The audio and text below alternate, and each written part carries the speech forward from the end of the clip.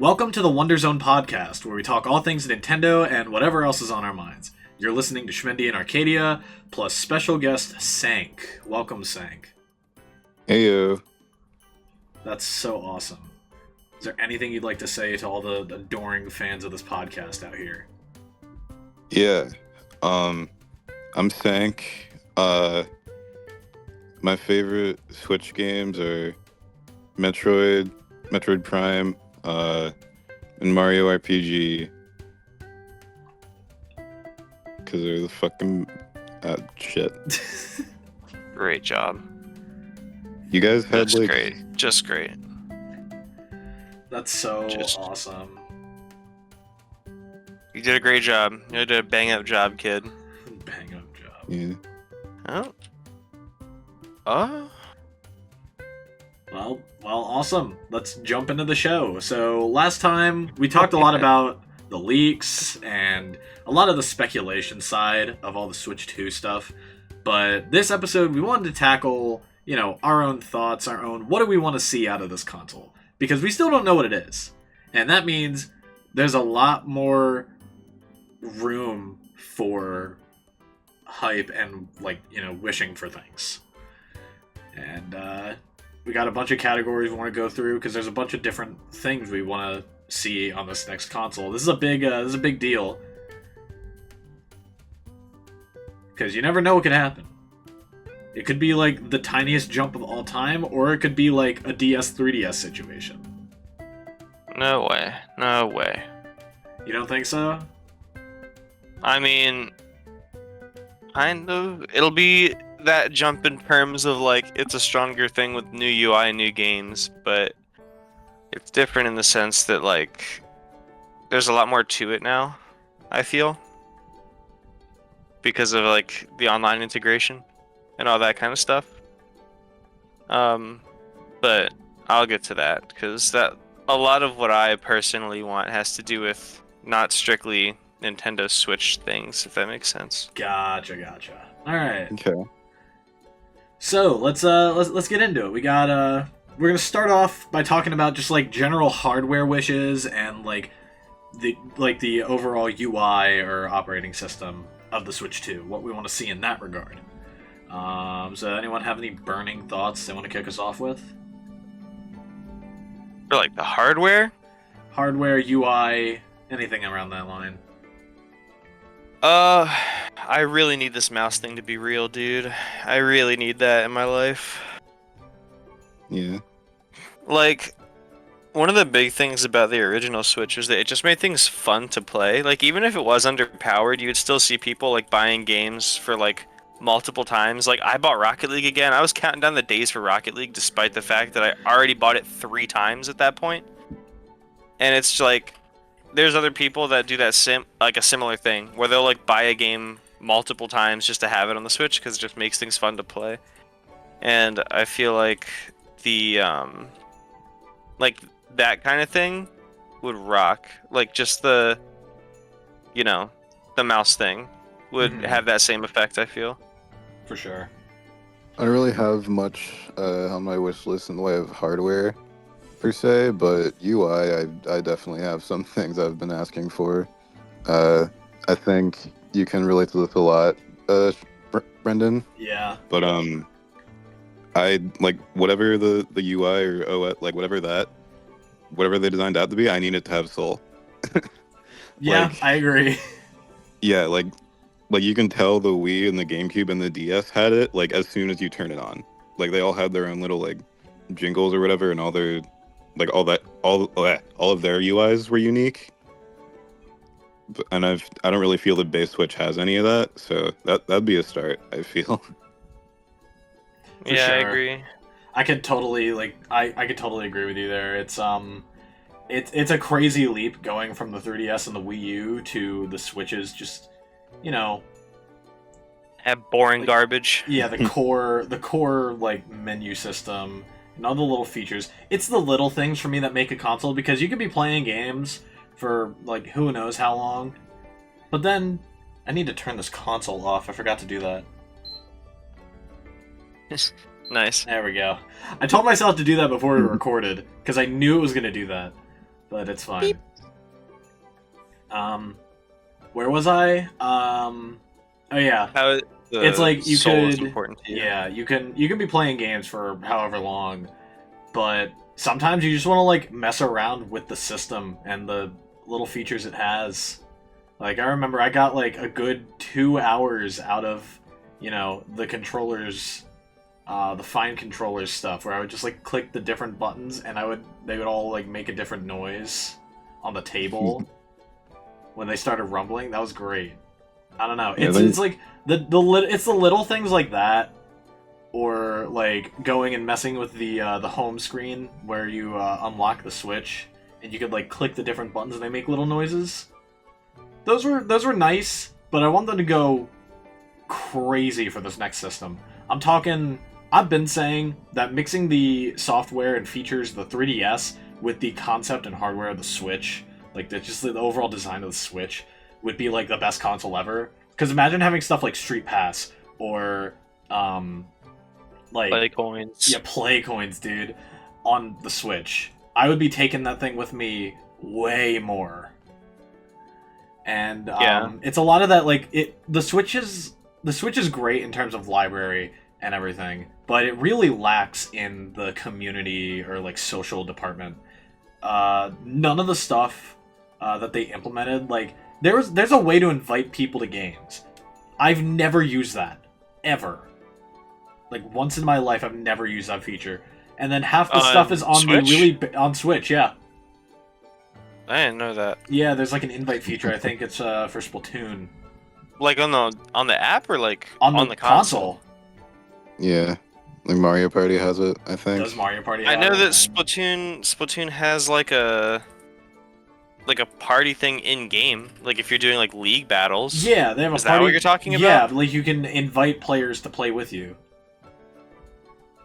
Like you invite people on Huh. your friends list to play games. But it's either that or it's like voice chat in the super bare bones online app. It's like none of it is this is going to be a common theme in this episode for a lot of my wish list, but a lot of it is very underbaked and I want them to flesh it out. Yeah. Yeah.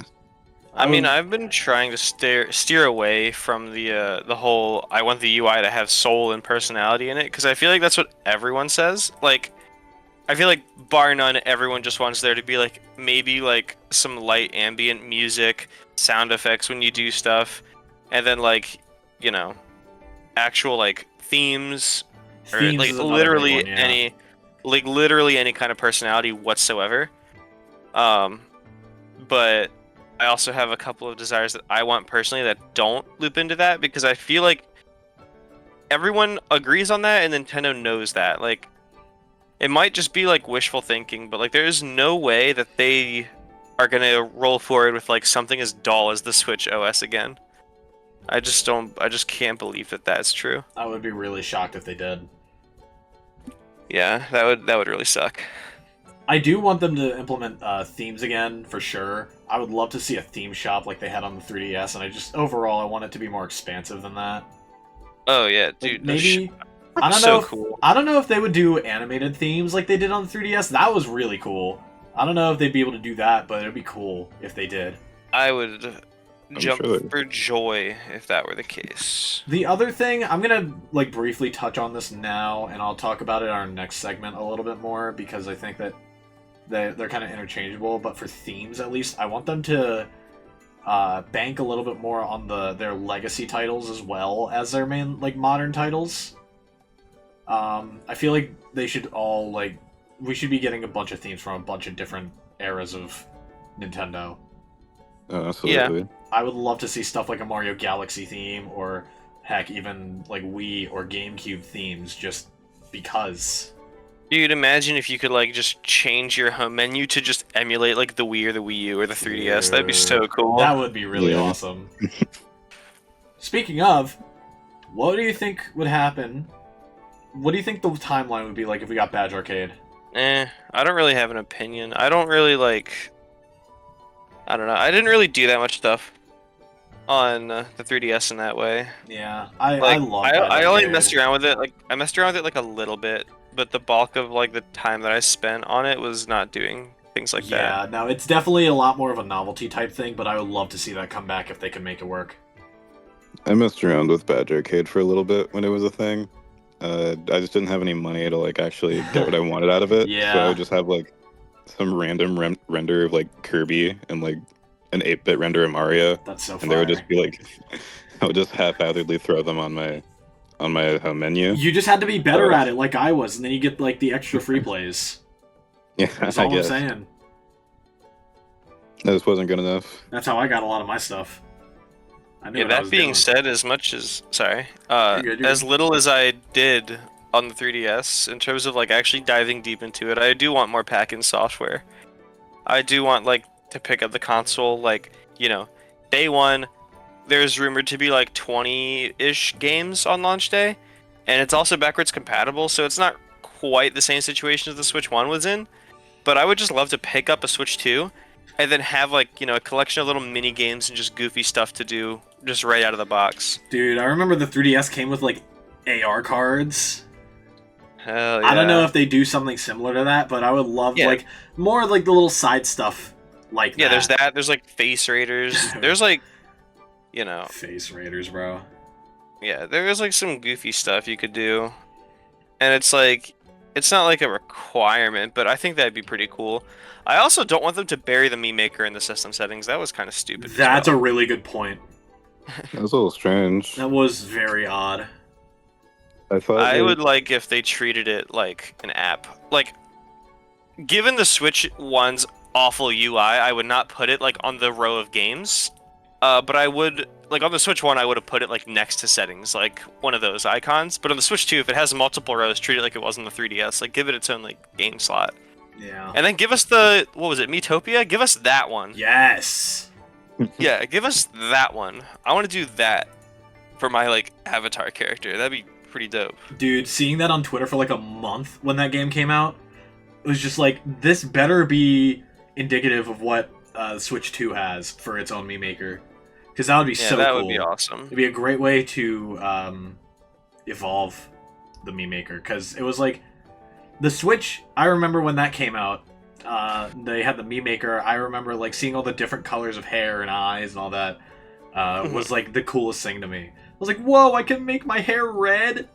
And I thought that was so sick, but, seeing people literally make Samus's helmet for their Mii's head, It's so cool. kind of insane. That was fire. I can see, like, if they don't want to do that for, like, the default Mii Maker, I could kind of understand why, but I want it anyway. I mean, they've already done it. Like, the system is there. They could just implement it into, like, the base system. I would spend hours doing that. Yeah, it would be like one of those things like, you know how like it gives you the option on like the Wii U and the 3DS because they have cameras. It'll be like, do you want to do a photo or start from scratch? Yeah. I feel like there could be an option under the start from scratch button where it's just like use advanced settings or whatever. Like, if you don't want to confuse people, like if you just want like a streamlined approach to making your Mii, if you're boring, then just start from scratch with the old Mii Maker, or you can do like advanced settings and get the Miitopia one. That's not a bad Kind of way to do a- it, yeah. Kind of a weird workaround. I don't really think you'd even need to. But I mean, if people are really not big fans of going that route, then I don't see, like, just separate them. It's not that big of a deal. Yeah. I have like a big wish that I want for other like outside of the Switch stuff, like integration wise, but I don't know if that's like a thing you want to talk about later or just jump into it now. I mean, I think yeah, did anyone have anything else for like hardware or UI or like general like operating system for the Switch 2? Because I think I'm good. I got most of the stuff out of the way. I want like themes and Soul. Yeah. Hmm. I want like a party chat. That'd Like- be cool. I feel like the like Nintendo has been behind on this kind of thing where it's like PlayStation and Xbox have always had just like really easy, seamless ways of like, getting into groups with your friends and actually playing the games that you have together. Mhm. And Nintendo seems to just hate when you do that. Like, I don't know why, but they seem like they're trying to hide the fact that you can play games with people. Yeah. Like, it's really just up to the individual game. Like, Splatoon and Smash have, like, you know, you can invite your friends on, like, the league battle or, like, arenas, but that's not quite the same thing as, like, an on-system party or, like, a chat or anything like that. It's just kind of weird to me. I would love if they did that. But then most of the stuff I want has to do with, like, online app stuff and how that works in tandem with your Switch. Yeah.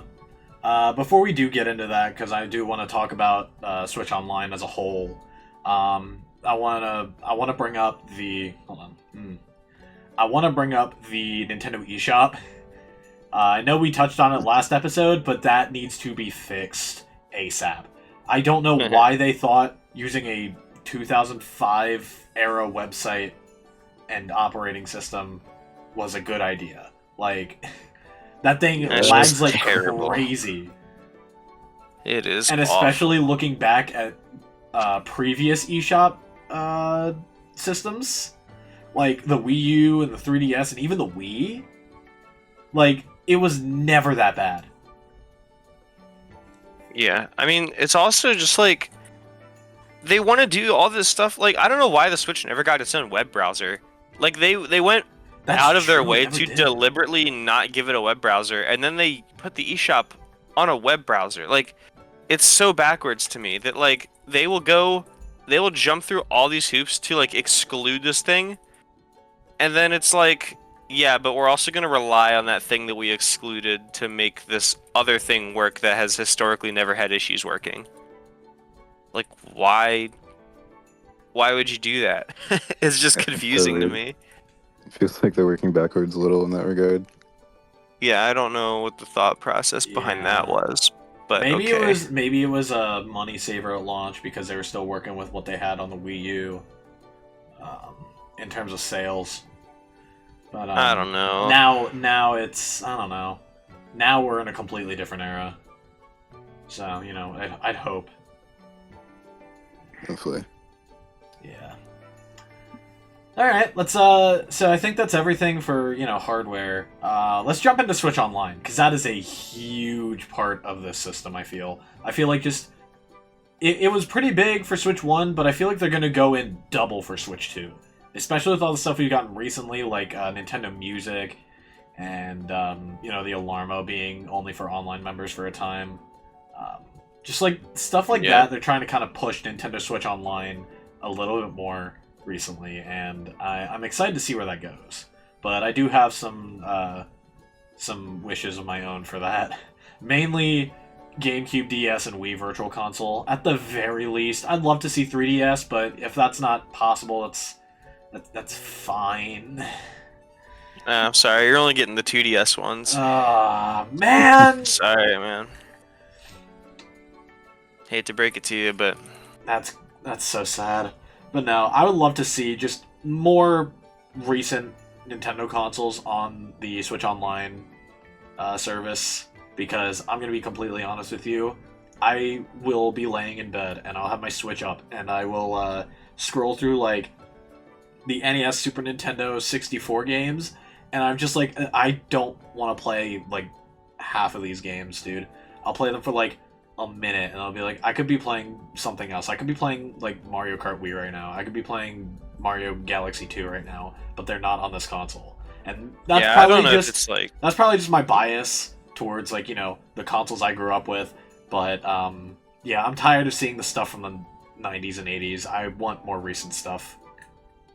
yeah, that's what I was gonna say. It might just be me being like old and having like picking my favorites, but like I have very little to no interest in like old stuff like that. Like even you, like you glaze NES World Championships, like it's the most fun thing you've ever played, and I still don't want to touch that. I still don't want to touch it. Like I've it's been just saying that's the only caveat I have with that game. I think it's fun. I think it's a really nice way to freshen up those games. I just wish it wasn't those NES games.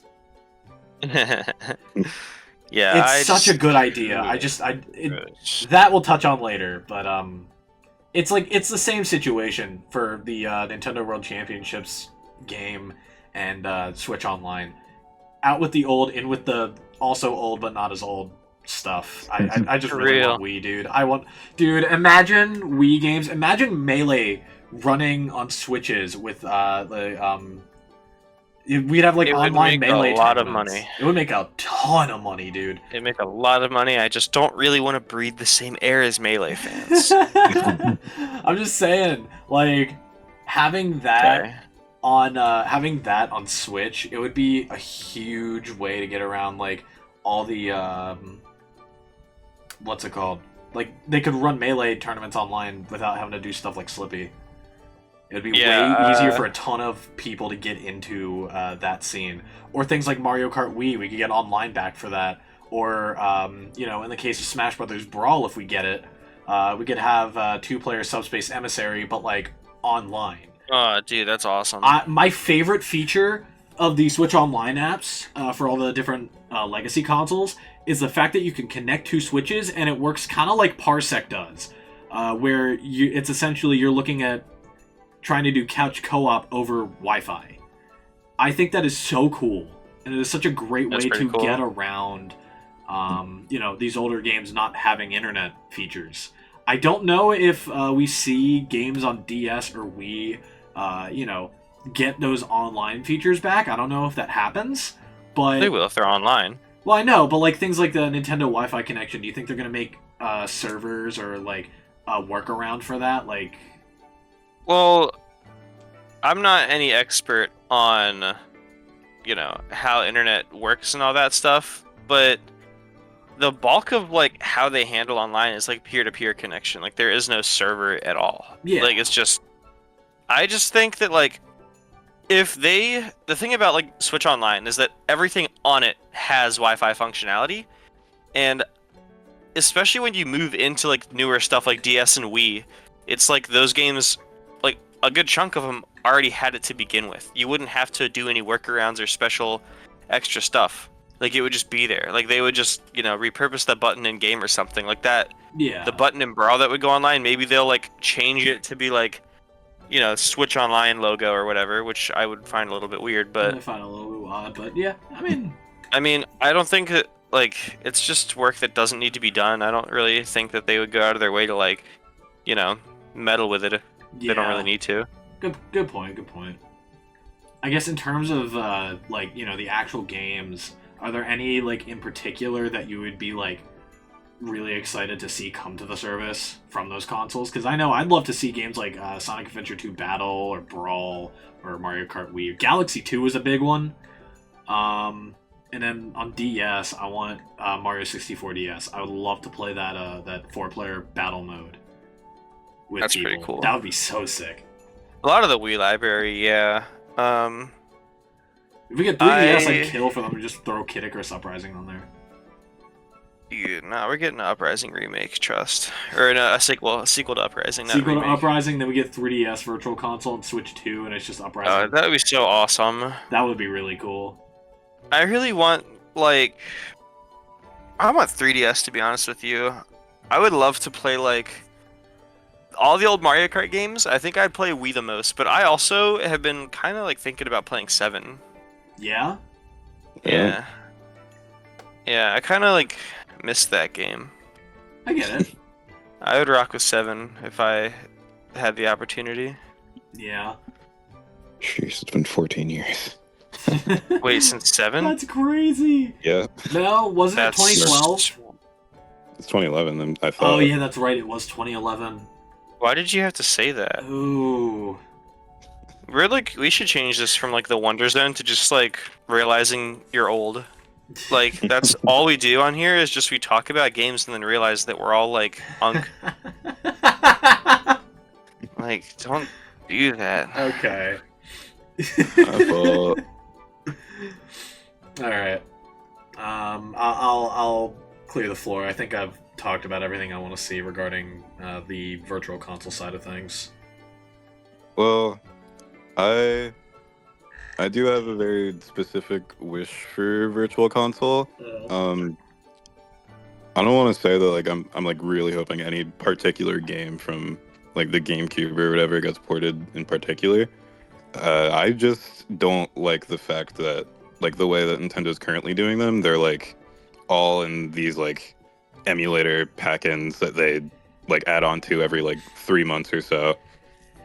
Because I feel like if they continue what they're doing, like they'll start with the things that everyone wants, and then like maybe like a couple months down the line they'll add like one thing that everyone was asking for, but then after that it's just gonna be like slop, for lack of a better Yeah, term. no, I forgot to mention that. I don't understand why.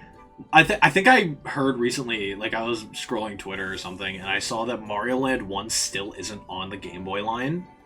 That's really That's funny. so Like, weird. what is going on over there? Like, we should have a more steady rollout.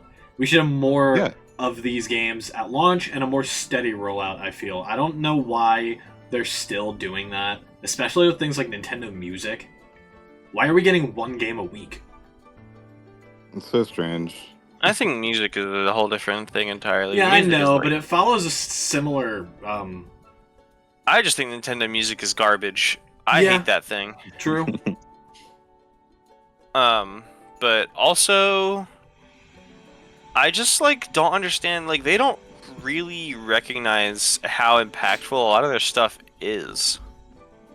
Like, you know how much money they could make by just like treating NSO like the powerhouse that it is?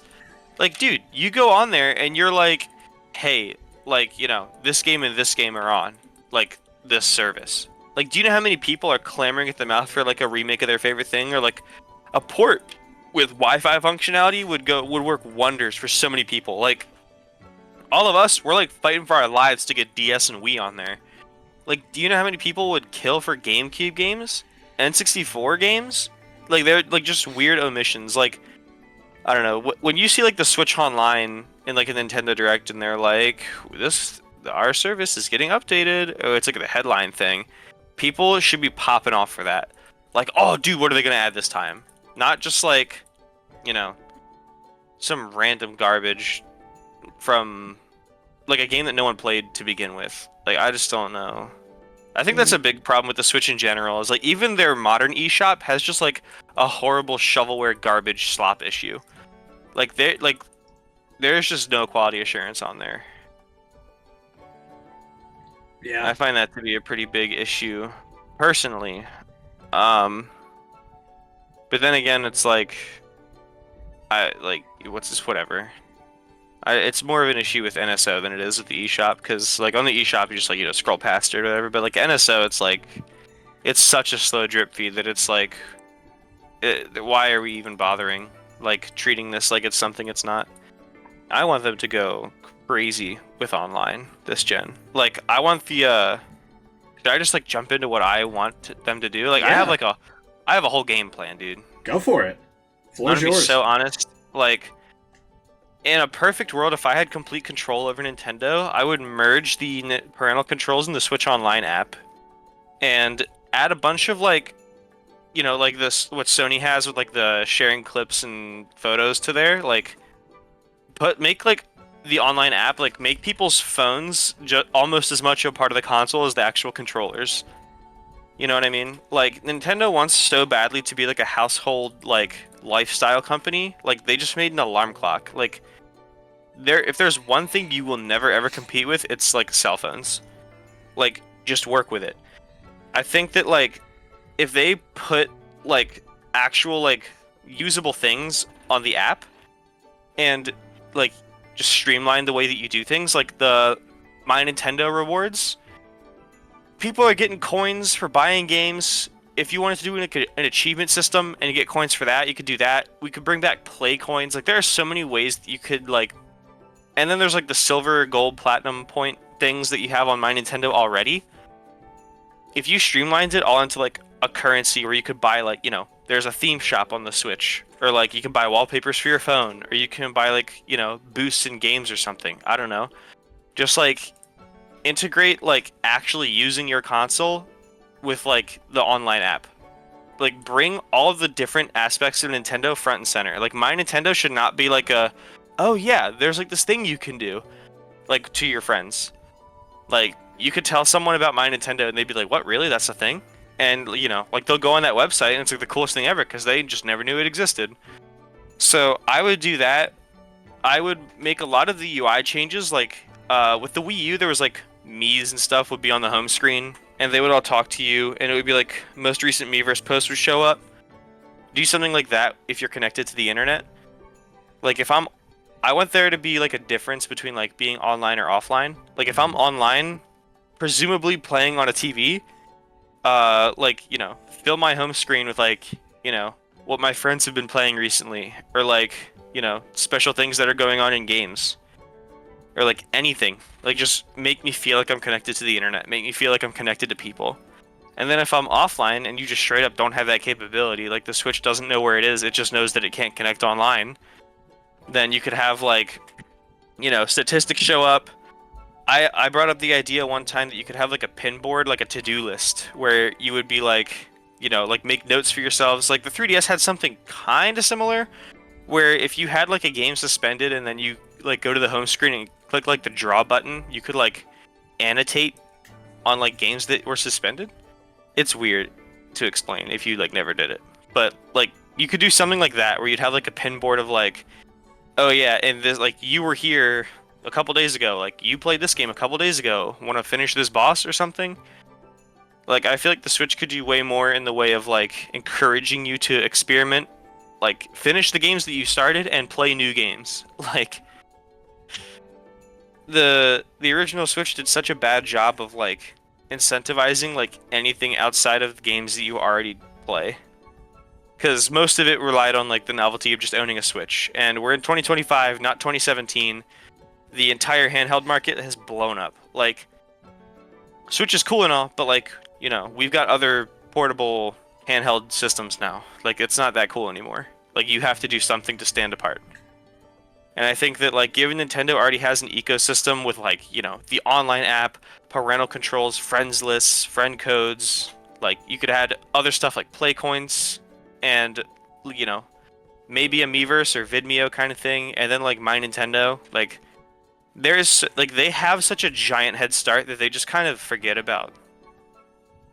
I just like, if it were up to me, I would bring all of those things front and center and streamline them. Like, you know, make Nintendo like a part of people's life instead of just like one of the big three video game companies, because they are so much more than that. That's what I would do personally, because I think they're missing out on huge opportunities if they don't do that. I'm inclined to agree. Yeah. Yeah. I thought I had like sorry, I had like one other thing. I just totally forgot what it was. I'll say it later if I remember. All right. Good luck. Thanks. Sank, did you have anything else you want to mention? About the online implementation, not necessarily. So I got one more thing. There's like the Switch Online app on the phone, and then there's a Switch Online app on the console. They should be they should be way more similar to each other. And the one on the console should not be running again like a web page from 2005. I don't know why they did that again halfway through the console's life cycle. Trying to get all of the profile icons is such a hassle solely because of the operating system they use for it. It's so bad. Mm-hmm. I also figured out what I was gonna say. It's one of those things. Sorry, I'll finish this up.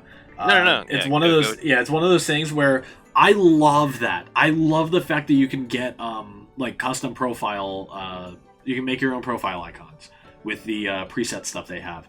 My only real complaints are I wish they weren't stuck to the series that they were from, because it would be cool to have like a Mario Kart background and then like, you know, 8-bit Mario for some reason. I don't know, it'd be funny. But the other thing is like there's a lot of times where I want to do it and then I click on the app icon and it takes 5 years to load. It's like, you know what? Not today. I'm good.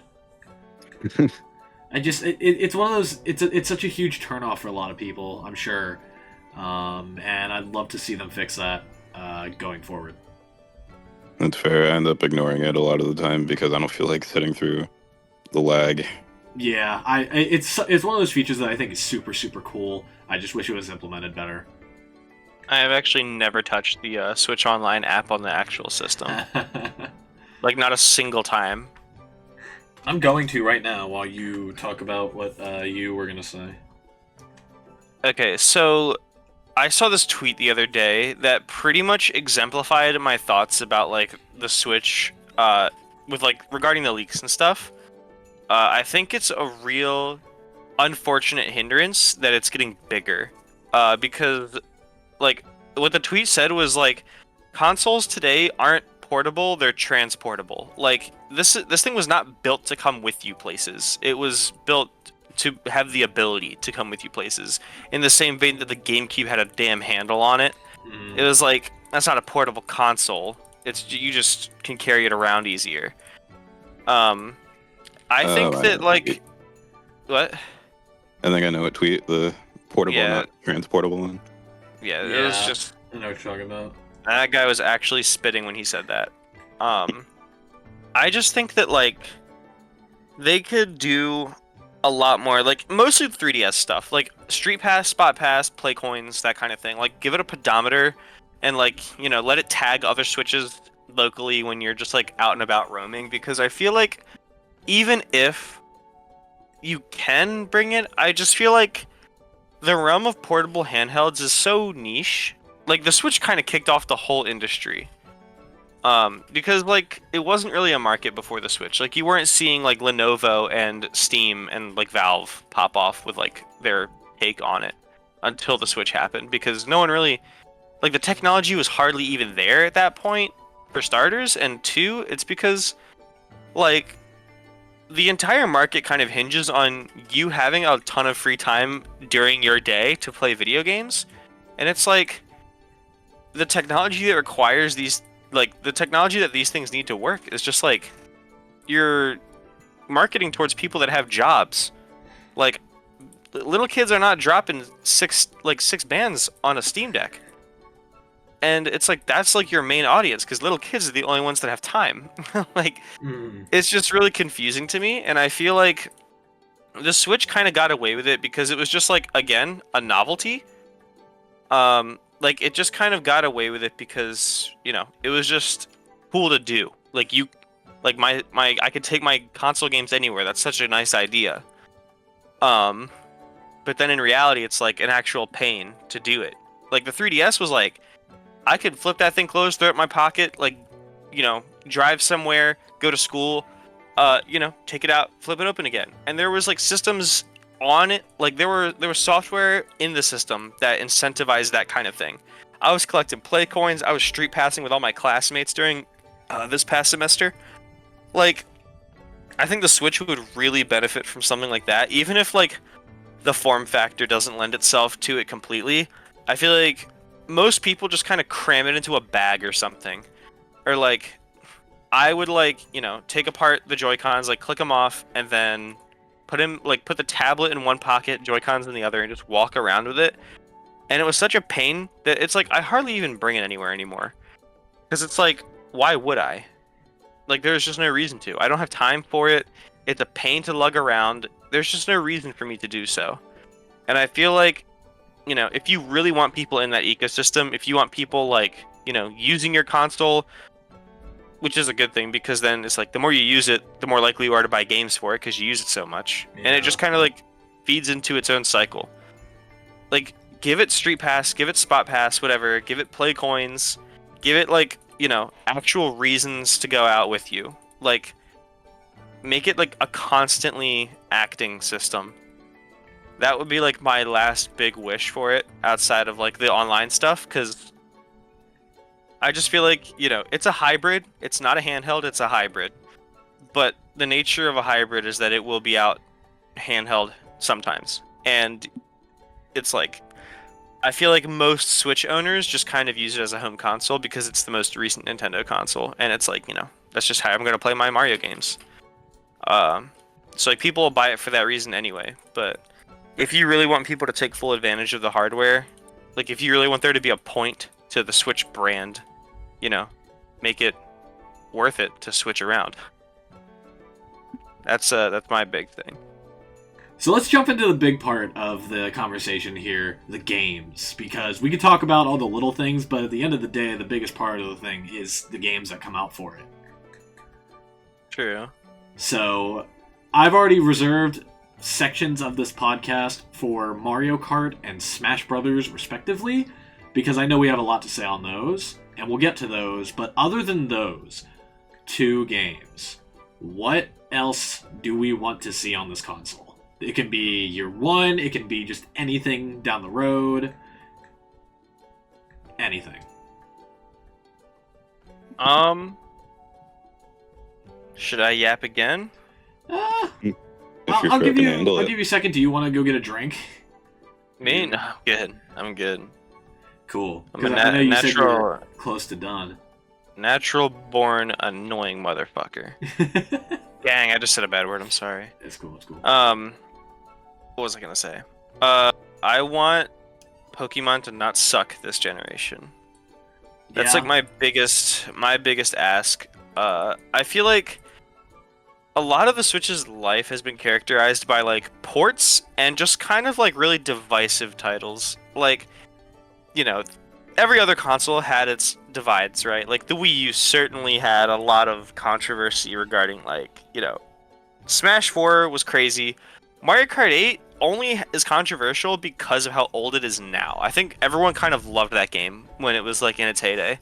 Except for battle mode. I remember everyone hated the battle mode. Oh yeah, no, battle mode was pretty terrible. But by and large, it was like a noticeable step up for Mario Kart. A lot of the handhelds and a lot of the consoles just kind of stagnated. It was in like a new soup position where it was like the Wii, like Mario Kart Wii and Double Dash look very, very similar, like visually, and it like, you know, people were kind of just like not on board with the idea of Mario Kart just like falling into like that kind of space where it's like, oh, the same thing again. But now it's like, you know, everyone that actually gave Nintendo Land a shot loved it. So, It is such you know, a you're good game. you're missing out if you're not a Nintendo Land fan. And then it's like the Wii U's original games, people love Wonderful 101. A lot of the Bayo stuff that came out on the Wii U was like pretty well received. 3D World was pretty good.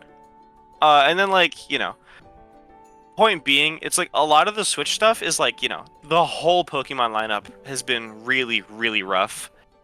I feel like a lot of the Pokemon stuff has been extremely disappointing outside of like Legends Arceus, and that's it. I think 3D Mario is like the most divisive it's ever been. And I also think that like Zelda is more so divisive than ever. Not because it's bad, like Zelda games have like a pretty high, consistent level of quality. And the Switch games are no different, but they are so wildly different from the traditional Zelda formula that they have like their own divide in a different way for that alone. You know what I mean? Yeah. Like people, like everyone wants something different out of Zelda because of those games. So it's like, you know, I think if I were to ask for like one thing specifically from Switch 2, it would be, you know, a game library that is not safer, but like not as higher quality, like higher polish, especially with Pokemon. Yeah, I think that segues into what I was gonna say. A lot of it. I know I touched on this earlier, but there are so many games on the Switch where I will look at them and think, this was pretty good, but it was missing a lot of things. It was very underbaked. And I like it's most prominent in the Mario sports games or something like ARMS, where the general, like the core gameplay is pretty good, but there's not a lot to do with it.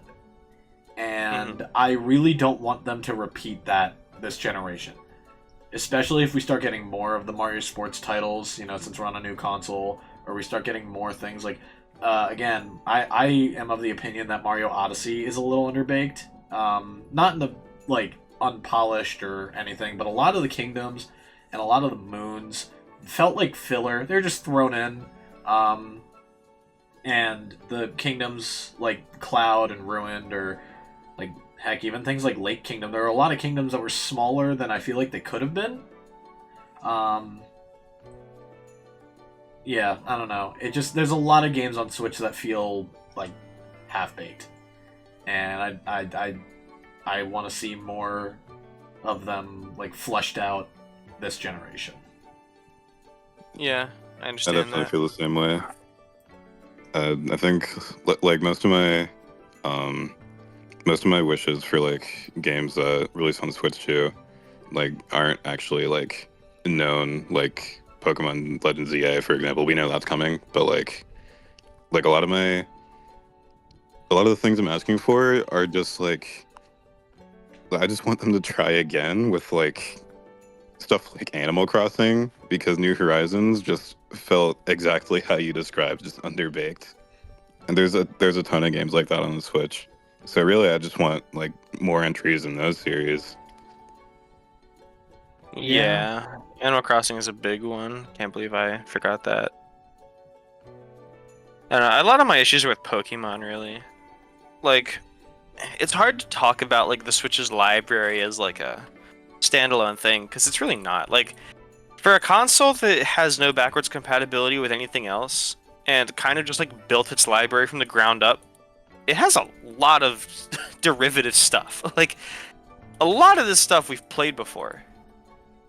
And it's like, it's hard to judge it on that basis, because it's like, you know, it's cool that the Switch has stuff like 3D World Bowser's Fury, but at the same time, 3D World isn't new, and Bowser's Fury is very short.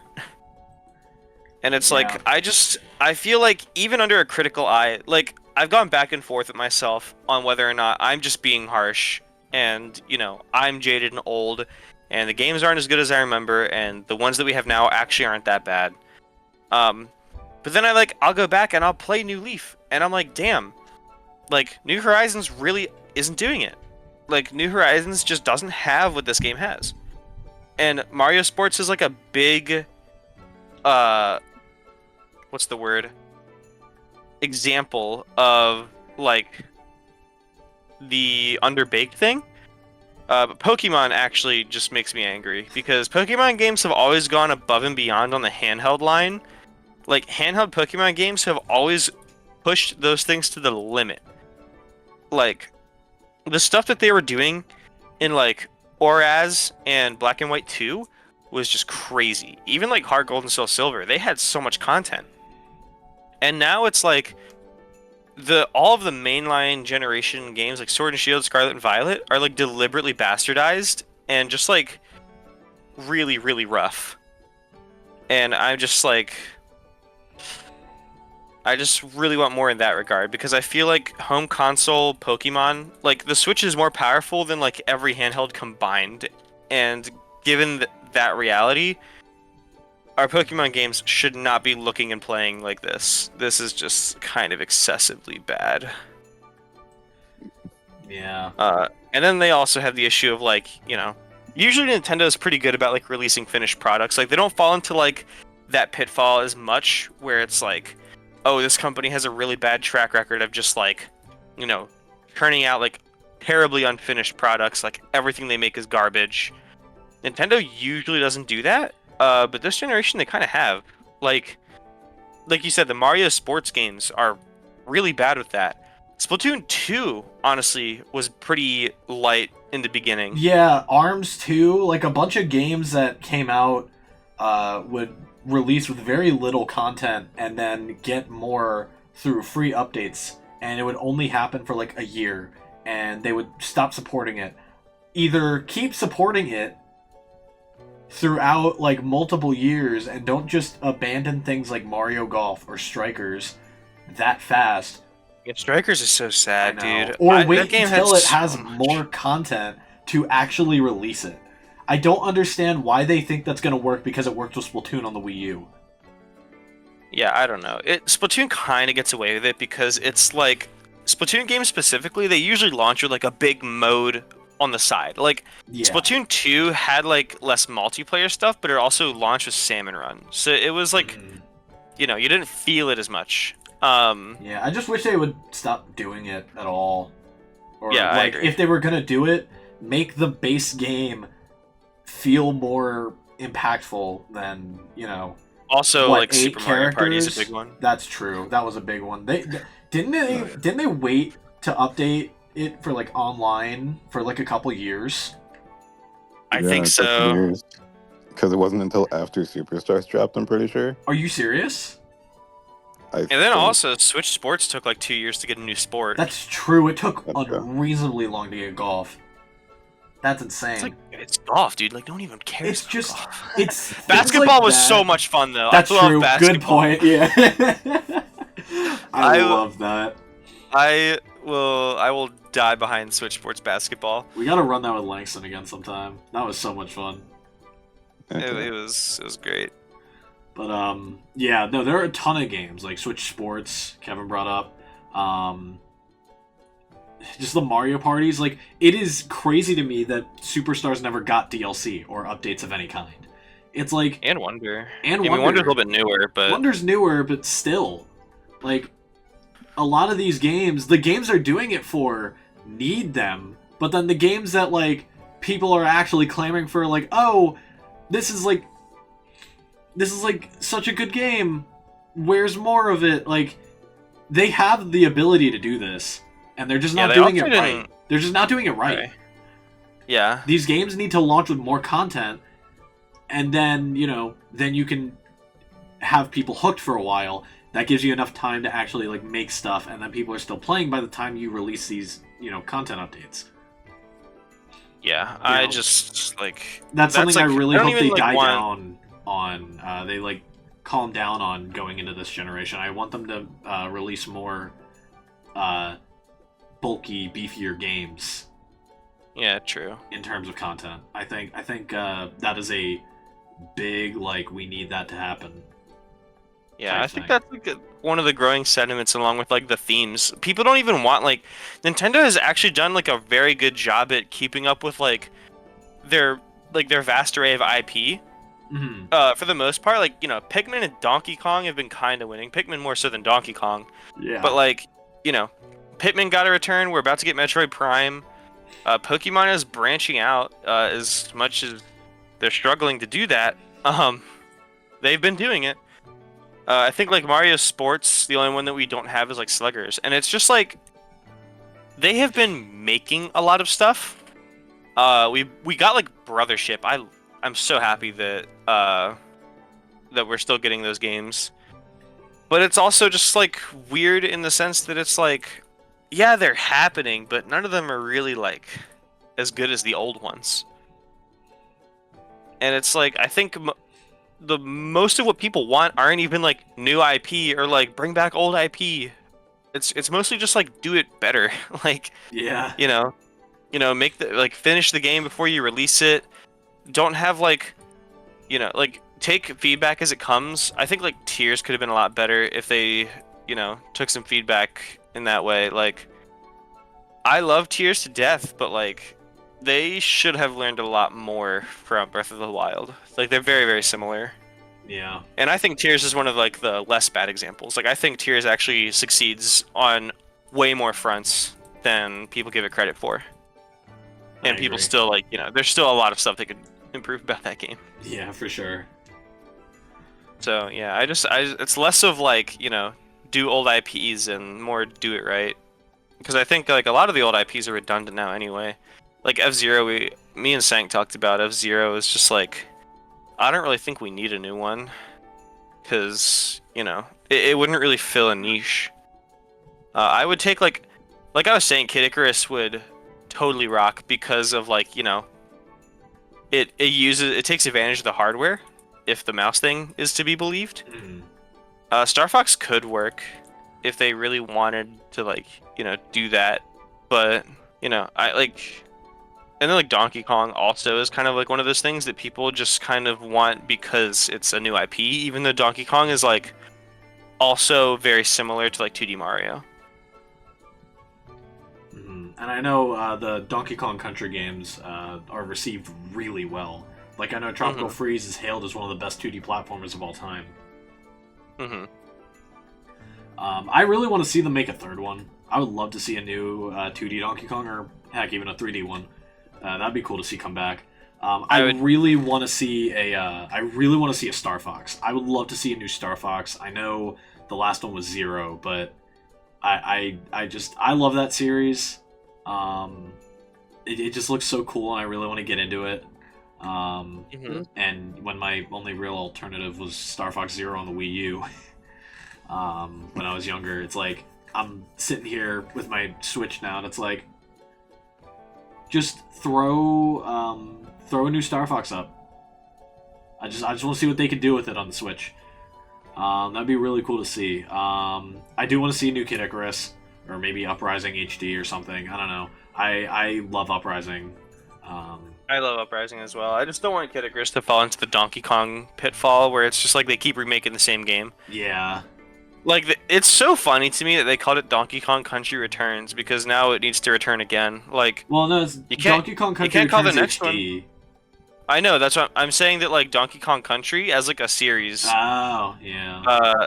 Like, hey, Donkey Kong Country Returns, like this really old franchise from back in the day is coming back on the Wii, and now here we are, we still don't have a new one. So like, next one's gonna be called Donkey Kong Country Returns again, haha, because it disappeared again. Like, all we got was Tropical Freezing and a bunch of ports. Like, great job, guys. Yeah. That'd be really funny if they titled it Returns again. That would be pretty funny. I do want to see a 3D Mario. I'm sure we're going to, but I don't want it to be Odyssey 2. I want them to either try something different or, selfish, like, this would be really cool to see type thing would be a Galaxy 3.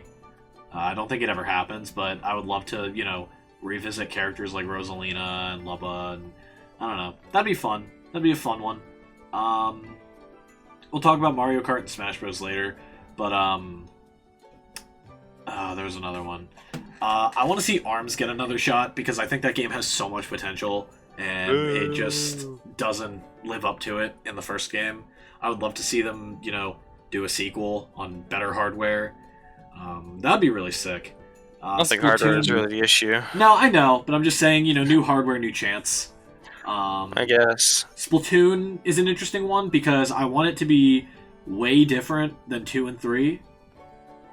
I also want it to be more like the Switch 2 itself. I want it to be more community driven, and they took steps towards that in Splatoon 3 with things like the practice hub, letting you mess around with all the other Inklings in your team. Let's see, what else did I have on this list here? I want to see Switch Sports 2. Or, maybe just give Switch Sports more updates. Switch Sports Resort. Switch Sports Resort! Yeah! That would be really cool to see. I would love to see them, expand on that concept, because it was a great concept. They just, like a lot of Switch games, undersold. They botched it! Yeah, they undersold They didn't botch it. I actually love that game. Yeah, it's just, again, it's a little, it's a little empty. Yeah, I have some pretty woke Mario Party takes along those lines. That is insane. What a great way to put it. Yeah, that's an insane way to put it. Pipe Dream game I would love to see is an actual Mario and Sonic platformer crossover game. That would be, like, the Pipe Dream, like, this is the greatest thing ever. It doesn't happen this generation, but I gotta mention it just because I would love to see that. My kind of wild take, though, is I really want to see a new Mario sports game, and I want it to be based on American football. I would kill for that, because EA won't give us that. I wonder what Brandon's favorite sport is. It's actually tennis, but tennis? I love tennis, dude. If there's anything I know about you, it's badminton. No, I like badminton, but I played tennis in high school. Wake me up when Goodminton comes out. Yawn. I would love to see that, because I know they can do a lot of interesting things with a game like tennis, with like having the meter, and then Strikers is its own thing. I love that game, even if it is, again, underbaked.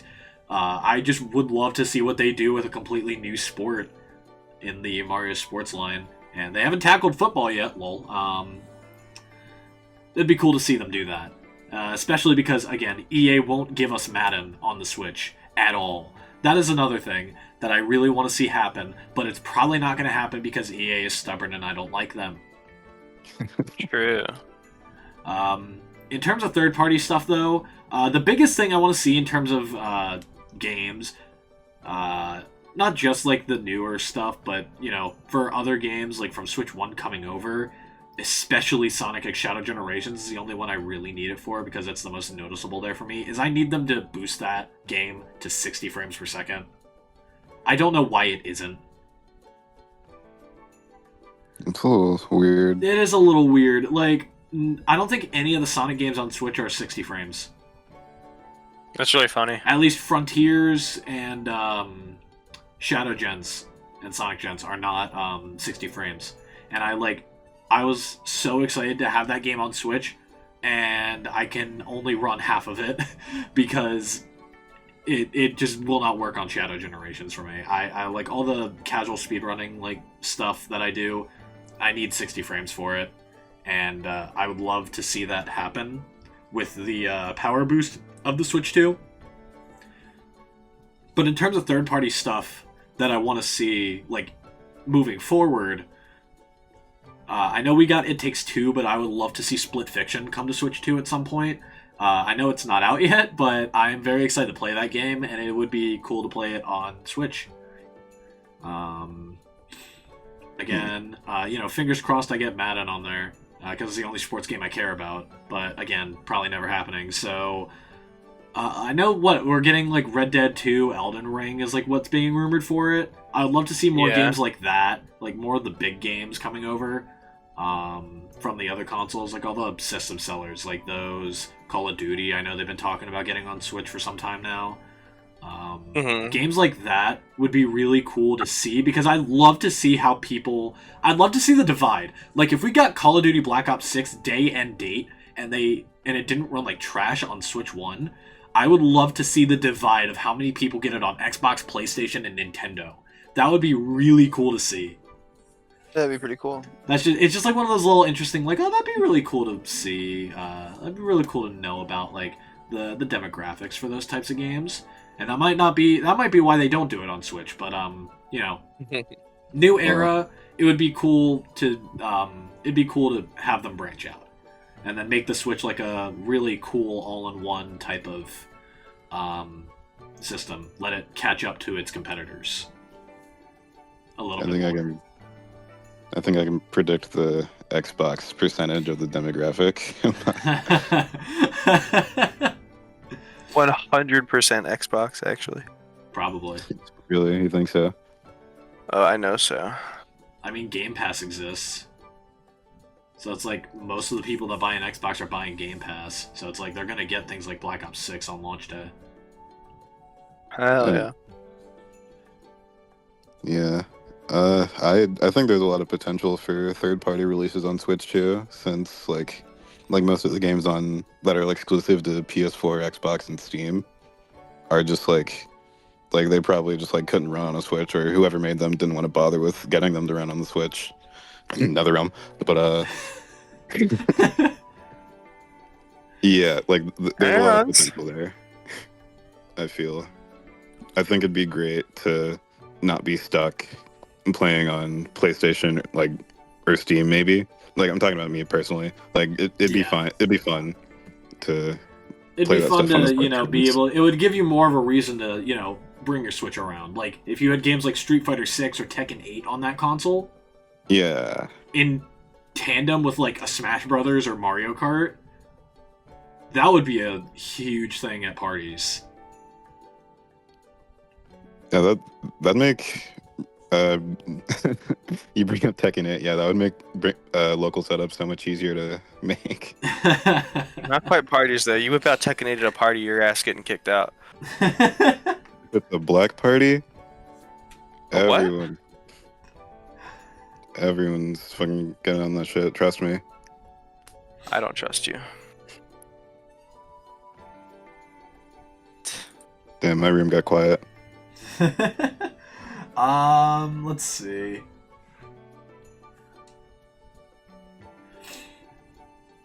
Are you gonna Are you gonna cut out like the moments of silence? Yes, Oh, okay. Are you Absolutely. gonna cut out me Okay. saying this?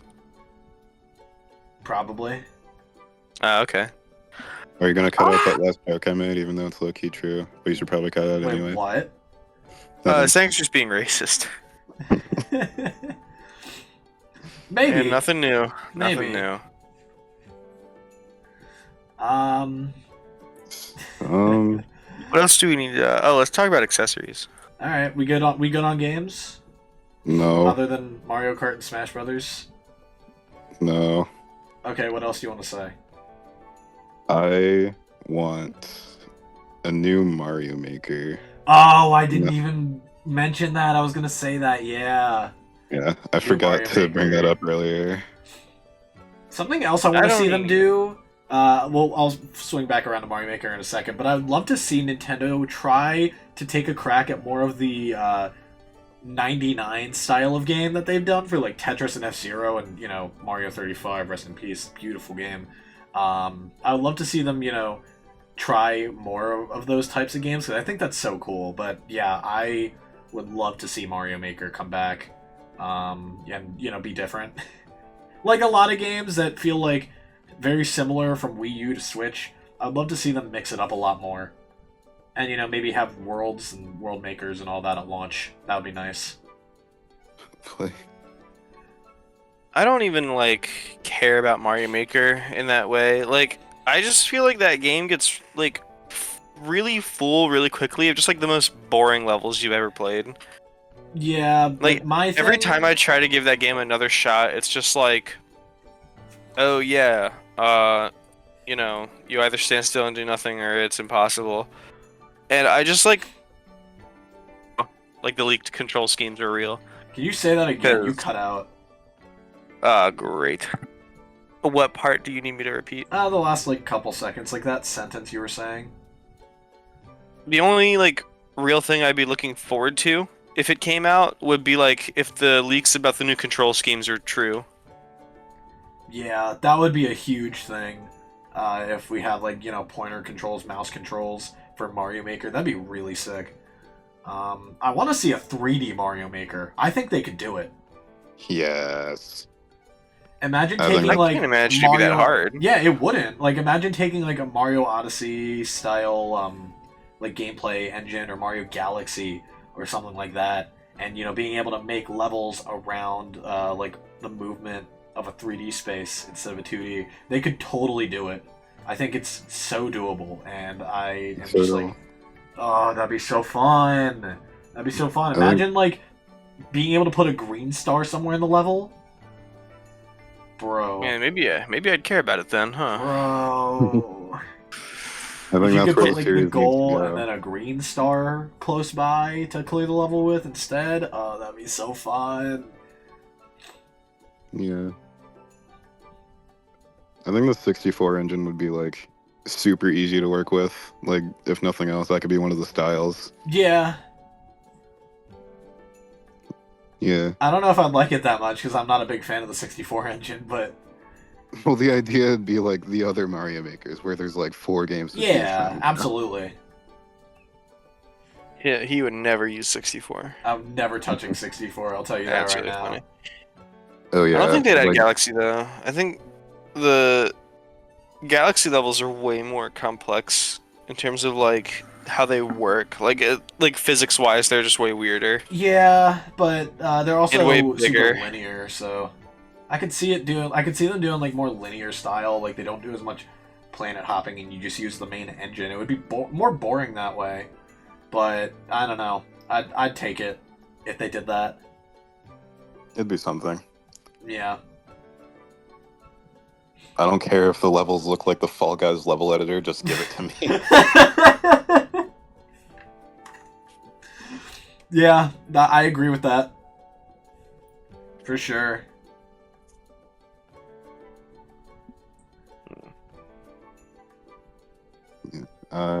Kevin, did you have anything to say about Mario Party? I heard you brought it up earlier. Oh, I just I don't know. It's weird. I just think that when people look at a game and they judge it by like the reason people hate Super is because it has like hardly any content in it. And I just am one of the people that thinks that opinion is like a little bit performative. Like I just feel like Mario Party is not the type of game that you're sitting down and running through the entire thing like multiple times in. Like I understand it in like I understand like people dislike 8 not because it doesn't have content, but because there's like a lot of it's like really bare bones. Like Koopa's Tycoon Town is like the most, you know, in-depth like thing in that game. And everything else is just kind of like a straight line. And I've heard people say the same thing about Super, where it's like very linear and there's also not very much in it, but like I don't know, Mario Party is the type of game that you're whipping out in like groups of friends. Like we're playing like maximum of 2 parties in a row before people start tapping out. You know, we start playing Jackbox, we start playing Mario Kart, we start doing other things. I just feel like in terms of like, you know, how much your money is worth, I think that like Super could do with a lower price point. Like $40 seems appropriate for that game, not a full 60 if they're going to launch with that much content. But I feel like people that act like their actual gameplay, like, wow, I would love this game if there was more in it. That's just like, really? I really don't feel like people play Mario Party that extensively to like really warrant that kind of complaint outside of like a pricing standpoint. But Yeah. it's also just like a, you know, Jamboree did it. Everyone loves that game. So what do I know? I guess it's good to have like variation. Like there's no, it's not good to do what Super did. I just think it's a little bit overhated. That's my opinion. I don't think that like Super deserves a lot of the hate that it gets. I think like the moment-to-moment gameplay is really solid, and I like that game a lot. I think the people that like want more content out of it are like justified because, you know, $60 games should have $60 worth of stuff, but at the same time, people are acting like that game killed their mom because there's not enough stuff to do. It's like you are not playing this game for more than an hour anyway. Yeah, you'd be surprised. I've been dragged into some lobbies with some other friend groups who like genuinely it'll be like 3 a.m. and we'll be on like our 5th board. That's crazy. I could never. I don't have that endurance for Mario Party unless it's Koopa's Tycoon Town. Yeah, I remember it was like a year ago on my memories feed. I saw like a bunch of the videos I took of us last year playing Mario Party, or 2 years ago. Yeah. Oh man, that's not good. That was 2 years ago. Yeah. Yeah. Y'all good on games? I think so. Besides those other 2, yeah, I think so. Oh yeah, we'll get to those. All right. So this will be a little bit of a shorter one, but I did want to touch on the accessory lineup that this thing might have. I'll start it off because I know what I want to say. Mainly, I just want to see more Joy-Con colors. I want to see more Pro Controller variations. I want there to be a lot more customization out the gate than there was with the Switch 1. Because it took... When did that come out? Like, 2023? It took us until 2023 to get the blue... the deep blue right side Joy-Con, when we had the left side version for, like, years prior. That's really funny. It's like... It's things like that where, like, it takes so long for them to come out with things, and I really hope that they've taken the time. Like, I know they internally delayed the system. I hope they've been taking that time to just not only push the software front, but the hardware front. I want to see a lot more of the special editions. I want to see a lot more Pro Controller variety in particular, because we only got, like, what, 6? We got, like, and a lot of them are like bundles and junk. Yeah, like Splatoon, Smash, Splatoon again, Xenoblade. I like the Zelda. Splatoon ones. The Splatoon ones are like just different colors. The Zelda one's cool because I like Zelda, but then like the Xenoblade one is just like the Xenoblade and the Smash are like, you know, obviously from a game. Yeah, those I are would my 2 appreciate favorite if, like, ones. I like those a lot. They're cool, but I would appreciate if the Pro Cons were just like color combos, like the Joy-Con. I agree. Like there are Joy-Cons like from games. Yeah. But there's also Joy-Cons that are just like cool color combinations to have, and I want Pro-Cons to go down that same route where it's just like, yeah, this isn't from anything. I just think that like white and purple would be cool. For sure. Like, I think the Joy-Cons had a pretty good like balance of that, even though neither side had a lot of each. there was a very good balance of just straight, like, here's a set of white Joy-Cons, or here's a set of purple and orange, like, stuff like that. And then they had the Zelda ones, or the Smash Bros. Joy-Cons, or stuff like that. Pro Smash Bros. controllers... Right Joy-Con is so funny. Yeah, I want to own a pair of those in the future, just to have that one Joy-Con. That'd be so I want cool. like a regular gray left and then a Smash Bros. Right. That would be so fire. That would Imagine be really walking around funny. with that. People are like, dude, what is that guy holding? Like, what is that? But yeah, with the Pro controllers, it's mostly game. I think it is just all different game styles, and I want them to have more variety. Like, look at PlayStation. Look at the PS5 controller lineup. You have a ton of different colors to choose from. Like, I'll walk into a GameStop and I'll see a black one, I'll see a white one, I'll see a camo, and then I'll see like 2 different shades of red, 3 different shades of blue, a really nice looking purple. This green one is coming out that has like a luminescent effect. There's also a white one and an indigo one. Xbox also been having tons of colors. Yes. Oh my god, that red camo one I want to buy at some point so bad. It looks so good. I do have a question though. Yeah. So this isn't really like a wish. What do you guys think the grip is gonna look like? If we're pulling the Joy-Cons out sideways, they can't slide in the top anymore, right? So like, what is the grip gonna look like? I think it I don't think it'll cup the Joy-Con like it did on Switch 1, where like the but that was like side the main will go hook up. of it. No, I know, but it'll still have the little grips, like the little ergonomic stuff, but it'll be mostly flat underneath the Joy-Con so that you can slide it in, is my guess. I was thinking that you would like pull. I don't know. I would say that like you pull them in outwards, like you sandwich it all in. So it'll be like, if you're thinking about like the old original Switch Joy-Con grip, right? Like it'll be like that center plastic piece with like the logo, and then you would click the Joy-Cons into the side, and then you would like take the grips and they can like extend, and then you would like push those in on top of the Joy-Cons, so it would like it would be like a layered sandwich kind of thing. That'd be really cool. I'm just thinking, because it just like hit me the other day. I was like, wait, we're not gonna put them in from the top anymore, huh? Yeah, I'm interested to see how that works. Yeah, for sure. I'm actually not sure. In terms of like other accessories that like I would want, I personally, I've already said I'm on board with the idea of having like in-system chats and parties. Give us like a Nintendo, like, you know, like a headset that we can put it on the Switch with like a mic on it. I really like the Splatoon headphones that go around the back, like the squid fin hook. Yeah, I thing. remember those. Yeah, if I could get those, but like without all that stupid extra garbage, that'd be awesome. Mm-hmm. I love stuff like the Pulse 3D headsets from Sony. Like, I love seeing like first party console manufacturers takes on things like headsets and like all the other little accessories. Nintendo hasn't really branched out that much. We see like the controllers and then maybe like a Joy-Con grip here or there, and then like the battery packs that they launched alongside ARMS. But other than that, it's like there's not that much. And I would love to see them kind of branch out in that regard. I'd love to see their design for a pair of headphones, or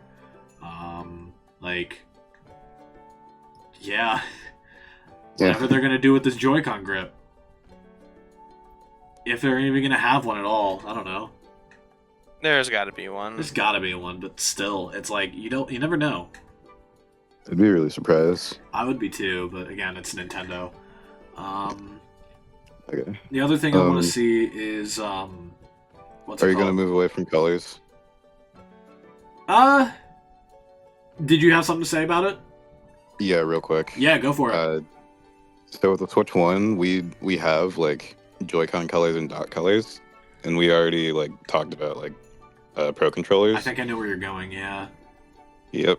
There's only one thing left to color. It's the tablet. Yeah, and like what there was one tablet that actually got a recolor, and it was the Mario 35th anniversary one. Mm-hmm. That was I'm not actually sure. Yeah, I'm not actually sure what that one looks like, but have you not seen it? I've seen the dock. I know it's just like red. It's just like a red everywhere where all the plastic shell of the tablet is just red. Yeah, Oh, it's okay. like this really old mock-up. When the Switch was first announced, someone on Twitter had done like recolors of the tablet and the dock as different colors, like red, green, blue, purple, all that sort of stuff. And when that Mario 35th anniversary one came out, I was just like, dude, they just copied what that guy did. Because it looked exactly like what that concept looked like. I wonder if I can find that. Probably I think could. it'd be kind of stupid, but I would appreciate if they went back to like the new 3DS faceplate thing. Ooh. Because the thing about like the Switch 1 had like a super easy like kickstand to pop in and out, and I don't think that was intentional. Like when you pop it off, you could see like very machiney looking things in there, and it's like I don't think I was supposed to see that. But they also put the SD card slot down there, so what do I know? I think that like it's a lot easier, like even with what we can customize, like the dock, the controllers, the Joy-Con, like the Pro controllers and the Joy-Cons, it's like it's still mad expensive to get different colors of those things. Yeah. The tablet is the console. Like we're not going out and dropping like another $400 to get a different colored tablet. But I'm also of the opinion that I think like skins are like really cheap and annoying, like to put on a console. I agree. I like the Mario Odyssey thing, like limited edition consoles. Like I'm pretty sure there was like a Gears of War Xbox. There have been like a couple PlayStation things. The Spider-Man Those are PS4 cool. and PS5, yeah. Yeah, like those are cool. But I think that like the faceplate thing is a perfect compromise where it's like you can customize how your tablet looks without dropping a ton of money on a whole other console, but also without like the cheap like look and feel of skins, especially because you're going to be sliding it in and out of a dock. Like I think the biggest reason they don't do skins for the tablet and they do for like the dock is because it's like, the dock is going to stay in one place. Like your Switch is going to be at the very least sliding in and out of a plastic dock. So it's like you're going to wear down a skin really quick unless they're super high quality, and at that point just make it like a pop-off mask like faceplate anyway. That would be a really cool way to handle it. I didn't think about that. That's my ideal outcome, because I do think that like, I mean, my Switch I'll just slap stickers on it, but if they were faceplates, I would definitely buy the faceplates. Yeah, for sure. I don't care how they gotta do it.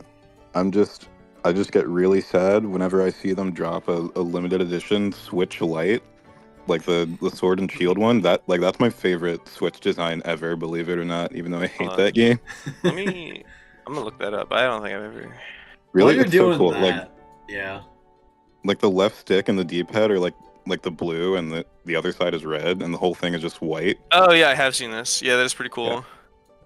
Too bad the lamest legendaries of all time are plastered onto the back. Hey, don't diss my boy's ass shit. I mean my girl. Frick. What? Nice. That's a woman. Yeah, I mean, no, this is a really cool Switch. It looks better from the front though, because it looks like cotton candy on the front. Dude, the red and blue that they used on this is beautiful. Like these are like the perfect shades of those colors. Right? Yeah, that thing is awesome. Too bad it's a Switch Lite. That's my problem. What was What a it? goofy console. Yeah, true. Man, I forgot what I was gonna say. Unfortunate. My bad. Unfortunate. Oh yeah, now I remember now. Technically these are accessories, but I would love to see an amiibo resurgence. Oh yeah, dude, amiibo hunting was one of the most fun things about I like have 2014. so many memories of waiting outside of stores with friends to get amiibo on launch. Like my friends and I, we waited outside of Toys R Us to get Yoshi's Woolly World. That's and, awesome. We waited outside of Toys R Us to get specific like exclusive Yarn Yoshi amiibo, and then we went to GameStop to actually get the game. And we ended up getting the special edition, like the bundle that comes with the green Yarn Yoshi amiibo instead of the one that we pre-ordered, which is just the regular version. For some reason, like I have so many stories like that, and I miss that type of community like that sort of like discourse online. I loved amiibo hunting and just everything surrounding it. So it'd be really cool to see them, heck, not even like make new ones, but just restock a lot of them. Like I walked into Nintendo New York over the summer, and they had like a bunch of amiibo that I've never seen anywhere else. And that might Yeah, I be got my just Snake because, from New York. yeah, it might just be because it's a Nintendo store and it's like they don't have to make as many for that, but still, it'd be so cool. Like I miss the amiibo sections in retailers. Like that was so cool. Mm-hmm. I would love to see that come back in some way. Yeah, I have like a really fond memory of like I was at Ocean City with Cameron one year, and we were driving home, and we just got like all of us just got hit with like the hunger bomb all at the same time, and so we stopped at a Bob Evans, and it was right across the street from a Toys R Us, and we were like, dude, we gotta go look, because this was like the height of the amiibo craze, and we were like, you know, I definitely pissed someone off because we went into that Toys R Us, and we were both looking for Mewtwo, because Mewtwo is just the hypest character ever, Yeah. and we found there were literally two left in the store. And they were hidden under the shelf. Like, you had to, like, lift up the panel. Really? And, yeah, and we snatched them. That's where my Mewtwo amiibo came from, was some random Toys R Us in the middle of nowhere. That's so cool. And, yeah, and, like, me and Cameron got the last two Mewtwo's they had, and they were definitely being hidden. And I don't regret it. I named him Mew Squared. That's fire. That's great. Yeah, amiibos are so cool. I just wish that like they were implemented a little bit better in like a lot of games. Like I wish they were more companion type. Smash did it pretty good. I think that like Breath of the Wild, like Wolf Link, is also like a perfect example of how to do it. Like I don't know. I just wish there was like more active ways to use them instead of just like scan it once and reap a reward. That's true. But I know that, you know, that's also a big ask for different kinds of games. Like, Smash is just way easier to do. I think, like, if you scan into Mario Kart, you should get, like, the Mii costume, whatever. Maybe unlock a track, I don't know. But you should also be able to, like, replace a CPU with it. And do, like, a Smash Bros. Kind of thing where it just becomes God. Like, I don't know, dude. Imagine putting it into that game, and then it turns into, like, one of the Mario Kart 64 CPUs where it just starts rubber banding and getting, like, the most God mode items ever in second place. Like, that'd be so funny. That would be awesome. Yeah. Dude, imagine, like, walking into, like, someone's house with an amiibo, and everyone else has, like... Dude, imagine a Mario Kart wave of amiibos where it's, like, the characters in different carts. That would go crazy. Yeah, imagine, like, the Mario amiibo is just, like, his icon in the Mario Kart 7 thing, like, on 3DS. Yes. Like, that 3D render where his, like, cart's tilted over. Like, oh, that'd be so sick. But, what's it called? Imagine, like, walking in and everyone has their own amiibos, and you scan them all in, and it's, like, a 12-player amiibo race. yeah, dude. That would go crazy. I wish there were more games, like, that did that. Where, like, amiibos like an active part of the experience. Like, having amiibo Smash Bros. Brackets is so funny. that is so true. Especially when you turn items on. Like, you got a bunch of your friends coming over to your house, and you turn items on, and then one dude his face starts turning red. It's like, oh, my dude never played with items, and we can all tell. Like, that dude has no clue what to do with this Pokeball. Yeah, no, amiibo were such a cool idea, and it's been 10 years since they released for the first time, and I would love to see a resurgence of that in the Switch 2's generation, because they feel like such an afterthought now. Mm-hmm. And I don't know, it'd be cool to see more. It'd be cool to see what they do with them now. Like, I remember people were speculating on like an Amiibo Warriors style game, or just something that you could use all of your amiibo in. That'd be so fun. That sounds pretty cool. That would go crazy. Warriors like Dynasty, like yeah, Hyrule like Warriors? Dynasty Warriors. What else would it have been? I don't know. I don't know. Just maybe Anything, literally anything is better than Amiibo Tap Nintendo's Greatest Hits. Do either of you remember that? No, I remember Amiibo Festival though. That's crazy. Amiibo Festival was actually kind of fun once you got past the fact that it wasn't an actual Animal Crossing. I'm being so real. I bought it. I played it with my friends all the time. I didn't. I would have actually been like burned at the stake if I had bought that before I got Mario Kart or Splatoon for the Wii U. I never owned either of those games. Yeah. Yeah, I know, so no, if you go out and you buy Amiibo Festival and you don't own like every other Nintendo like first party published game on the Wii U, you're actually getting skinned.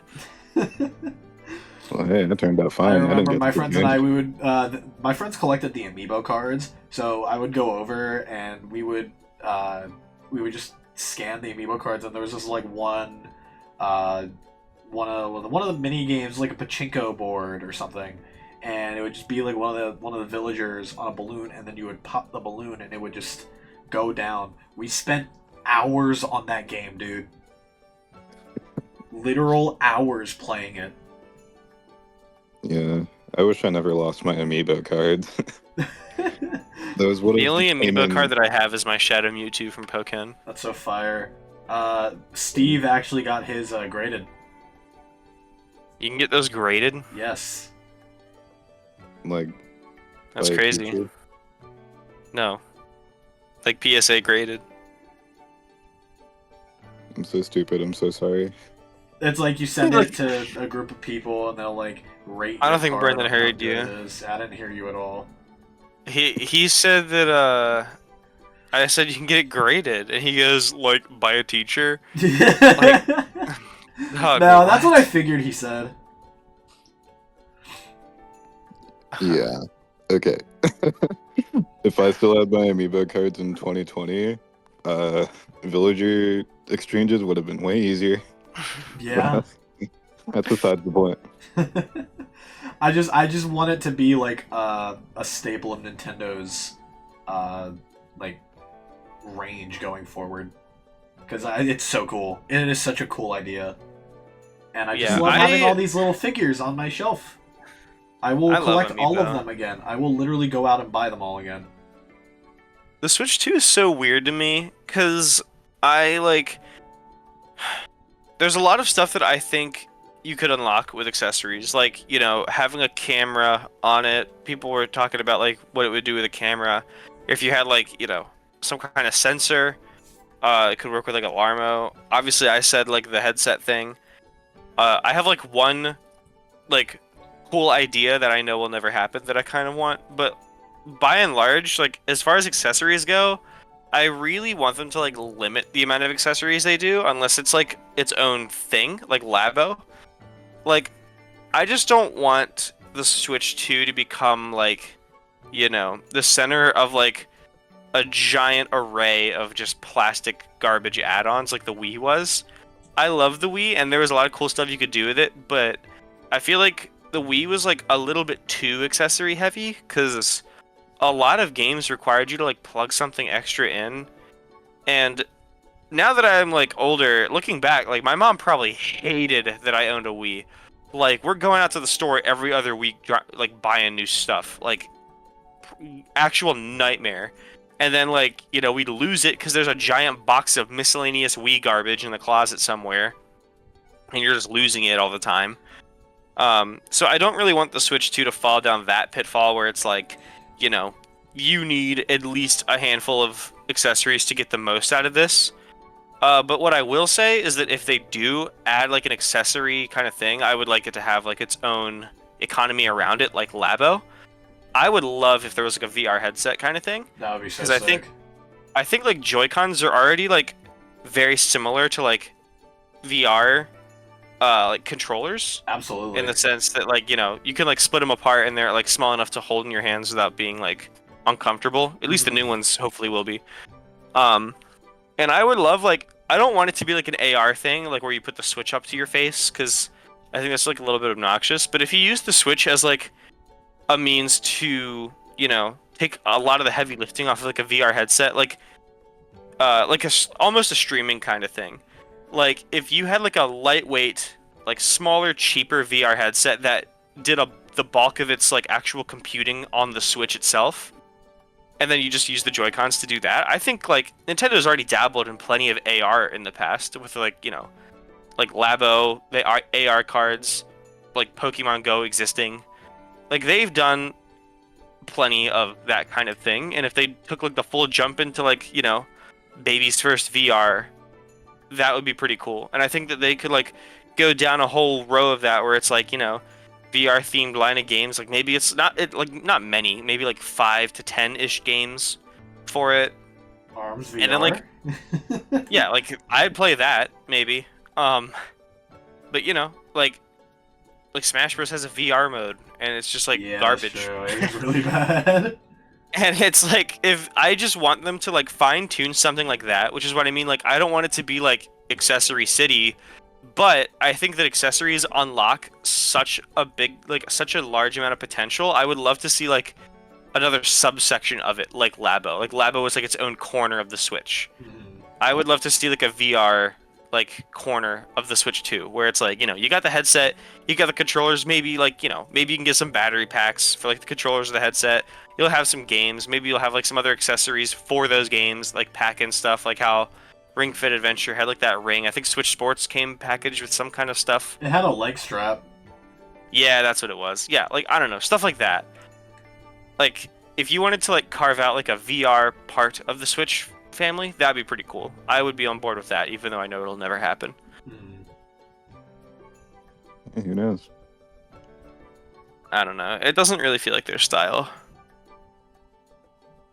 I could see it, especially because it's a tablet. Like, they've done it before. It'd be really cool to see them like double down on that and just like have a VR headset. You slide the Switch into it and then you put it on, and it kind of works like actual VR. Would be sick. Maybe. Be a really cool way to implement it, I feel. Alright. Yeah, I don't know. Accessories are just kind of like weird.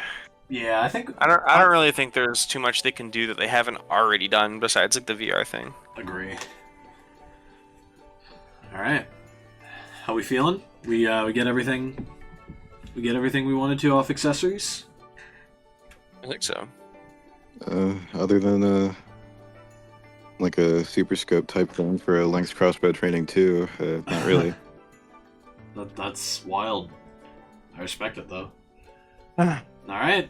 So we're gonna round this off soon, but there are two more big things that we wanted to save for the end, and that is, how are they gonna do a new Mario Kart and a new Smash Brothers on this console? Both of these I feel are both of these games I feel are in very interesting spots coming into this generation, and I think we all have a lot of thoughts on both of these. So let's start with Mario Kart. Oh boy. It's been 11 years. It will have been 11 years in May since Mario Kart 8. Crap, don't say that. Yep, you deserve this. You told me how old Pokemon was. So, what happens? What do we get in the next Mario Kart? How do they build off of 8 and what it did for the series?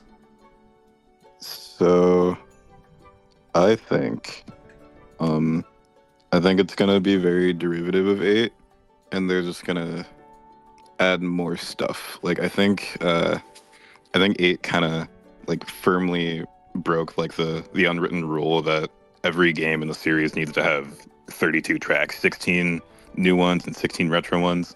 Like, I think they're just gonna go like they're gonna go up to 50 or something. And also the largest roster in the series. Like, maybe not tour level, but I can see them like going all out with this one content wise.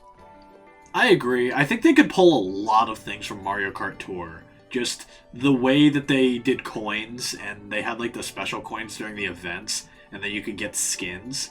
I think that was a really cool idea. I'd love to see them implement that. I'd love to see them do like maybe reverse versions of tracks or like transformed versions, but maybe not as blatantly like, oh, we just threw a bunch of stuff down. I don't know. They could come up with stuff for that, I'm sure. The biggest thing I want them to add going into the next Mario Kart is skins for more characters. We saw it with Yoshi and Shy Guy and Inkling, and I think Link had 2 costumes at some point. But for every character to see like Ice Mario, or I really want to see Ice Mario come back, or like different skins. I know the Wild Wing in Tour had a bunch of different versions of it. There was like a black one and a pink one and a British one, but Really? yeah, there was a British one. It was called Never the using Wild. that, It was but- called the Wild Jack. Huh. Yep. I mean, it's cool that they're vehicle skins. Yeah, I'd love to see them do that in Mario Kart 9. Or better yet, just let us customize the colors. Yeah, I've actually, been like calling I for think that for Smash Brothers forever. I wanted that so bad, and I'd love to see it in Mario Kart too. I think every like relevant racing game has some sort of garage where you can like add your own paint jobs, and Mario Kart just like doesn't have that. Like the Yeah, DS emblem editor was the closest thing. that's true. I don't know why they haven't done that yet, but I'd love to see that. Especially if we get pointer controls. Oh yeah. That would make doing that so fun. I want to see. This is a long shot, but I want them to pull Smash Ultimate, and I want to see all the tracks from previous games come back and like be completely like remade, like how they were in 8, not the Booster Course Pass, where they look like they were ripped out of a mobile phone game. Like they butchered Koopa Cape in the Booster Course Pass. I don't want to see them do that again. But I would Yep. love to see tracks like Airship Fortress and Wario Shipyard, like all of those tracks that weren't in the Booster Course Pass. I still think it'd be really cool to see. Like, we get a bunch of new tracks, but it's been 11 years, man. There's no way we don't get at least a large amount of tracks in this game, if not all of them. I would love to see that. I would too. Also, I battle think we mode. do something like that. Oh, yeah. I think the way they have battle mode in 8 Deluxe is like close to perfect. Personally, just I like think- the amount of modes they have is amazing. Yeah, there's a lot of them now that I think about it. Yeah, there's like 5, right? Bob-omb Blast, Balloon Battle, Coin Runners, Shine Thief, and Renegade Roundup. Hmm. They think they hit all the marks. If we're looking to improve the battle mode, I do have a couple of issues with Balloon Battle. Yeah, That I always preferred like 64 like up to DS's where like if you get hit like enough times and you're out, but in DS you can re-blow your balloons if you have time Mhm. to like if you can like find a safe spot. I always liked that. That was really fun. Yeah, that like a gameplay couple loop, of but- extra balloons. Yeah, but maybe times have changed by now, so I don't they know. could, like, make I'd that a like to setting or see something. that. I'd like to see that. That'd be a fun addition to bring back. I also would love to see them bring back the thing where if you lose all your balloons, you become a ghost. Yeah, or like a bomb. That would be so fun. Imagine just like driving around like Pipe Plaza, right? And there's Mhm. just a stationary green shell moving towards you at blistering speed. They did it in base 8. I don't know why they took it out. Not sure. I remember my brother and we would hop on battle mode. One of us would just get out, and then I would follow them as they just drove around the track normally. But it was just a green shell they were holding behind them, so it was just the green shell going through Toad Harbor. That went crazy. He's part of the race. He's trying. True. There's a lot they could pull from Tour. There's a lot they could pull from the previous games, but moving forward, I don't know. What else do you think they could add? Other than like new characters, I'd love to see like, Luma be a driver. I'd love to see Cappy be a driver. We got Pauline. Yeah, we need all the classics like Talking Flower. Talking flat, true. True. And what's the guy's name? Prince Florian from Wonder? Yeah, the little worm dude. Yeah. I'd also love to see more tracks based on actual Mario locations. That's something I feel like the series has been lacking a ton of up until now. Right. And it would be cool to run through like Good Egg Galaxy from Mario Galaxy, or Freeze Flame Galaxy, or somewhere in the Flower Kingdom, or Luncheon Kingdom from Mario Odyssey, like the one track in the CTGP for Wii. Oh yeah. Yeah, like that'd be so Yeah. cool. Yeah, this is actually a thought I had earlier because like I remembered Luigi's Mansion was a track That's in the right, DS yeah. Mushroom Cup, Yep. and like it just hit me like, wow, they could have been just like making tracks based on actual games, and they haven't been. They haven't been, yeah. It's just been Like- Sunshine Airport and Mount Wario. Mount Wario, don't step to Mount Wario. Oh no, I'm That- not that saying track's Mount Wario fire. is bad. Mount Wario is one of the best tracks in the series. I'm just saying it's not a real location in the Mario universe outside of Mario Kart. I'm okay with Yeah. that. I'm okay with I don't it, know. but I want like them them to- expanding on the idea that like characters have lives outside of like the main games. Like, you know, I totally believe that Wario owns that. Like, I totally believe that like Bowser owns like multiple castles. Like, I don't know. Do I think that Yoshi lives on an island that is carved in the shape of a Yoshi? Of course I believe that. Like, that's just funny. Like, I think there's room for both. I do definitely I think it's agree. kind of lacking. I like the real world, like the real world locations, like Sunshine Airport. Like, it's not a real world location in the sense that you can actually go there in real life, but it's Yeah, like but stuff like that or Super Bell the Subway idea that is like it's- it's such a yeah. fun thing to just be able to go and drive through them. Like I'll just drive through them Mhm. normally in time trials. Like I'll drive on the right side of the road in Toad's Turnpike. I don't know. Yeah. It's just stuff like that I think is fun. for like a new Yeah. Mario Kart, I would prefer it to just be like new. Like, I don't think that they should like pull from a lot of stuff. Like, obviously there's gonna be like retro tracks and all that stuff. I think they should just like start from scratch though. Like, we've definitely had enough time for them to do so. Yeah, for sure. I would like a new Mario Kart game with like, you know, 10 cups, like 5 nitro, 5 retro, and then, you know, just like start a whole new thing. I want them to bring back like a lot of the old items that don't suck. Like, get rid of coins, get rid of bloopers, but like, you know, bring back like Pow Block, Thundercloud, Mega Mushroom. I would like, you know, bring back Tanuki Leaf. If you like, I would change the Tanuki Leaf to be like, the more you swing Actually it, the good. faster the timer goes down. Yeah, actually good. Yeah, like, you know, I would love like just like a crazy big item pool. But hear me out for this one. Imagine like a game we get like 10 cups, right? Yeah. All of the retro cups are just like, you know, old tracks or whatever. Imagine if all of the nitro courses had like a Wonder Flower somewhere there. Like, if you like took like a shortcut, you would get like a Wonder Flower, and then the whole track changes for everyone. That, that would would be be, like- really funny.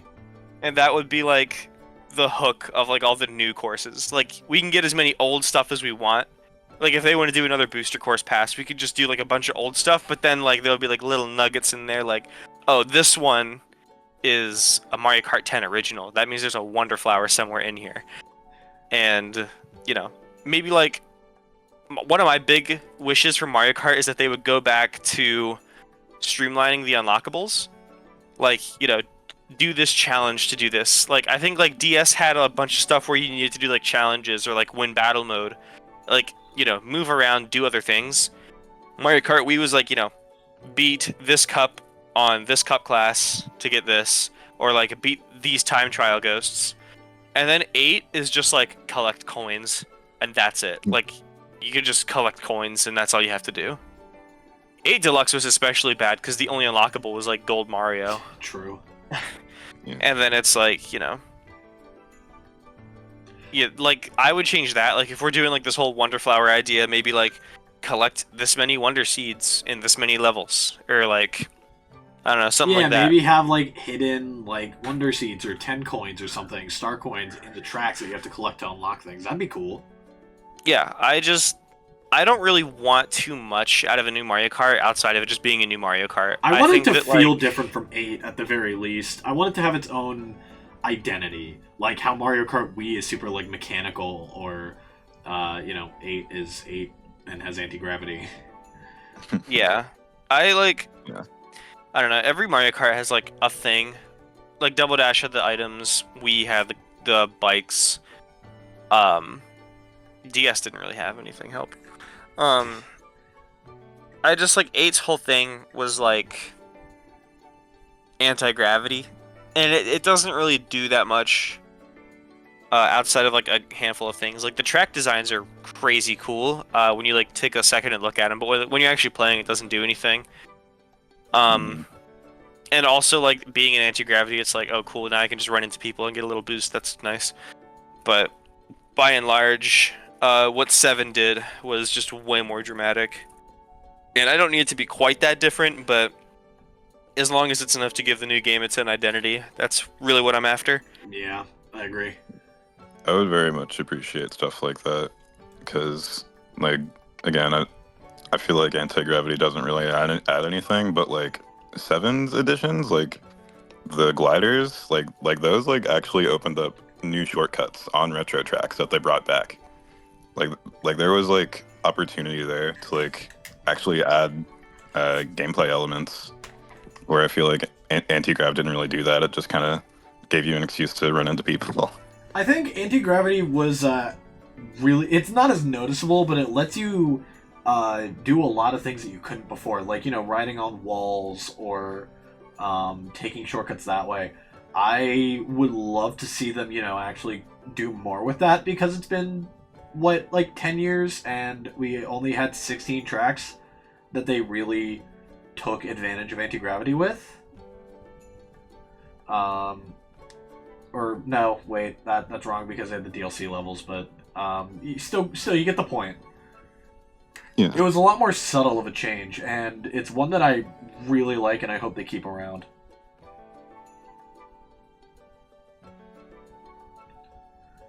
I think I'd like it to work a little bit differently, but yeah, like I wouldn't mind if it stays, you know. Something I'd love to see, if we're talking about new gameplay elements, I'd love to see them add, like, you know, give that little bounce that you can do for drifting, give it more height if you hold the button. Like, if you hold the button but you don't hold the stick in a certain direction, just, like, let it charge up and you do a jump like if you have a feather in battle mode. That could be a fun way to, you know, do shortcuts, or, you know, just maybe you could dodge a shell with it. I don't know, if you time it right. Possibly. I've always thought like the Cape Feather had like potential to be like an actual item that you can get in like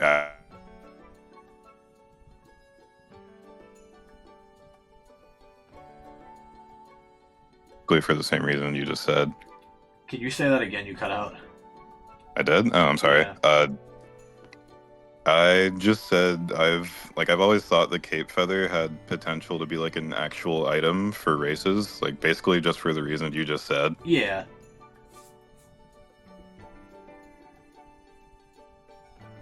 Yeah.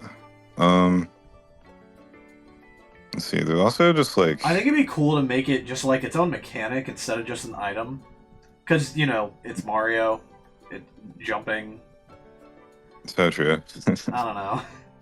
It'd be He is cool. Mr. Jumpman. He is Mr. Jumpman. It'd be cool to see them implement something like that. Maybe if you're drifting, if you, like, hold the shoulder button while you're holding the trigger on the same side to drift, if you hold the shoulder button, you start charging up a jump. Yeah. I don't know. They can make some really cool tracks with that. And if you like do a jump in anti-gravity when you're on the wall, and if you jump, you go back onto the main course because it won't like stick you to the wall if you're that far out. So it's like you have to make that decision. That would be a really cool way to implement it. Yeah, something that just like adds options like that. For sure.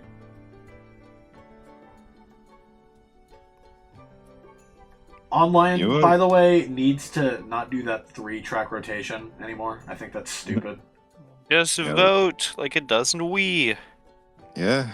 Yeah. I mean, like, I won't lie. Like, I've been playing a bunch of Weemfi, and it does get annoying when people, like we get Coconut Mall, and then the next race, 3 other people vote for Coconut Mall again.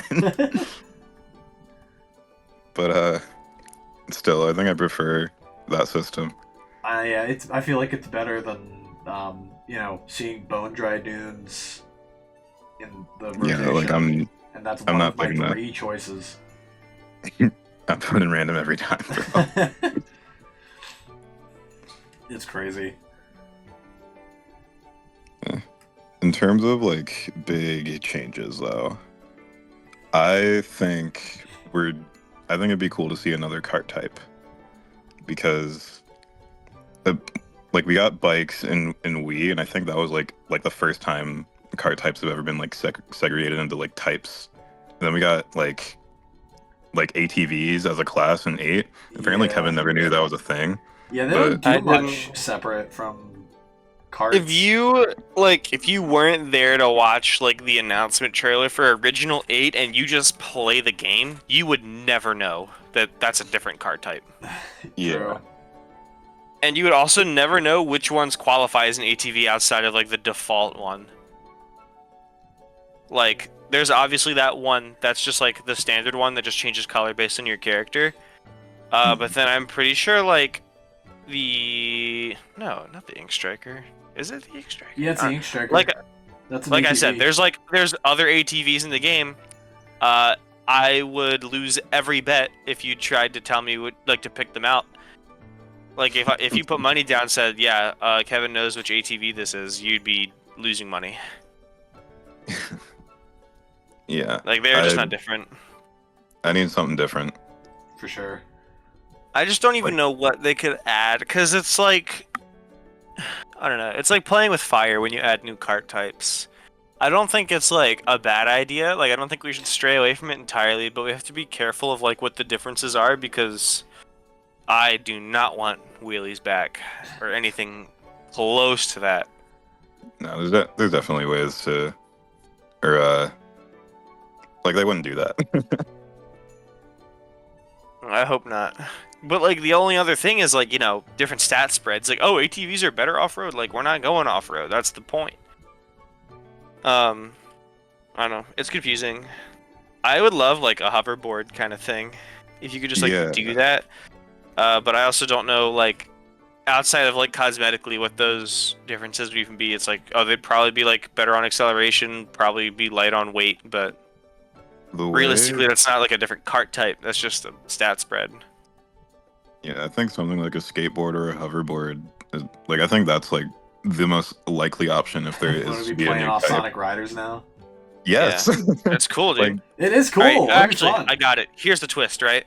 We bring back anti-grav as like a mechanic, right? Like 8 has the anti-grav tracks. We bring back those, but then we bring back hoverboards, right? And every single time you pass like an anti-grav panel, you just like your hoverboard hits the ground and you don't move. How about that? so true. It just turns it off. so you have to dodge those parts. That's awesome, and that's where the jump mechanic comes in. You gotta Yeah, jump sure, over. you gotta them. jump over it. Yeah. Or else you just lose, like it's F-Zero. You can't move anymore. I also hope that the cart designs don't suck doo-doo ass in the next one. I don't know why we're driving around in the Sneakster. That thing is horrendous. The Sneakster or the No- Sneaker? That's The like sneaker.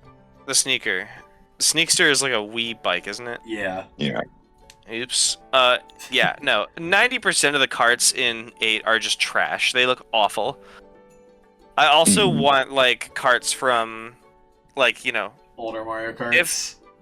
that, and if there's like a game appropriate reference to be made, like I think the Master Cycle Zero is like perfect because it's like actually from the game. Especially if they're going down the route of like cameo characters, I think that like first and foremost, any character that gets a cameo should come with a track and a cart. Like, if Samus gets in, add the gunship. If Kirby gets in, add the warp star. But I think that like the characters that get in should primarily be coming with like a cart as well. And I also think that like I don't really think there's much in the way of like actual vehicles in Mario. Like Cloud 9 and 8 or 7 was pretty cool because it was like Lakitu's Cloud, but that's like Yeah. it's very rare. I would appreciate if there was like, you guys are talking about like tracks should be references. I think carts should be references, and if there's not enough like reference material to work with, just design a good cart, dude. Like, why are we driving around in a fucking shoe? Like, come on. Yeah, true. I really It's like terrible. the airships, the airship cart from 8, but they don't change colors for the Koopalings, and that upsets me. Yeah, that's unfortunate. That would have been so cool. I just want more stuff like that. I also want like carts that have different skins, like the sport bike. Should be able to select skins for like whichever character, because I would play Rosalina on the sport bike way more if it wasn't that orange color scheme. Yeah, why is it orange? I don't know. There's like 3 skins, and I'm just like, I'm tired of looking at the orange one. It's like one of 2 carts that has that type of scheme, because that and the Circuit Special.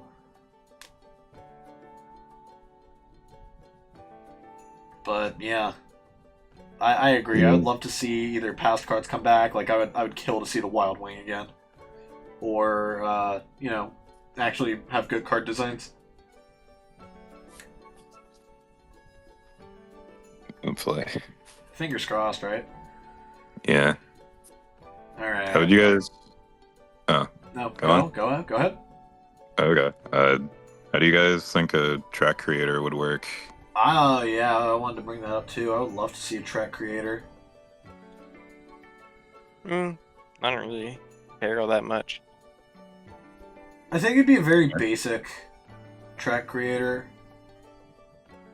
You'd be able to like design tracks with anti-gravity segments. It wouldn't be like contextual platforming or contextual like anything, but it would be like super basic. Yeah, I It'd be think fun, that though. I think like visually it'd be very boring. Like I think Mario Kart tracks are like way more in depth than like any Mario Maker level.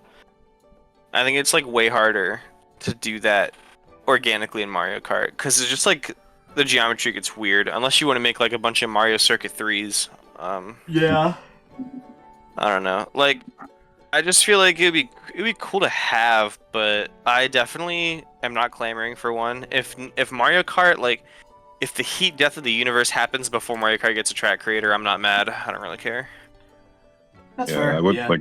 I wouldn't be mad if it doesn't make it. I'm just excited about the idea because I grew up on like Little Big Planet karting and Mod Nation racers, where you, like the things you can do in those games were huge. But like the issue with those is that the entire game was like built around the sandbox, and Mario Kart is not. So if anything, yeah, it'd probably be very bare bones. So It'd still be a I cool can- thing to have. I would love that. yeah.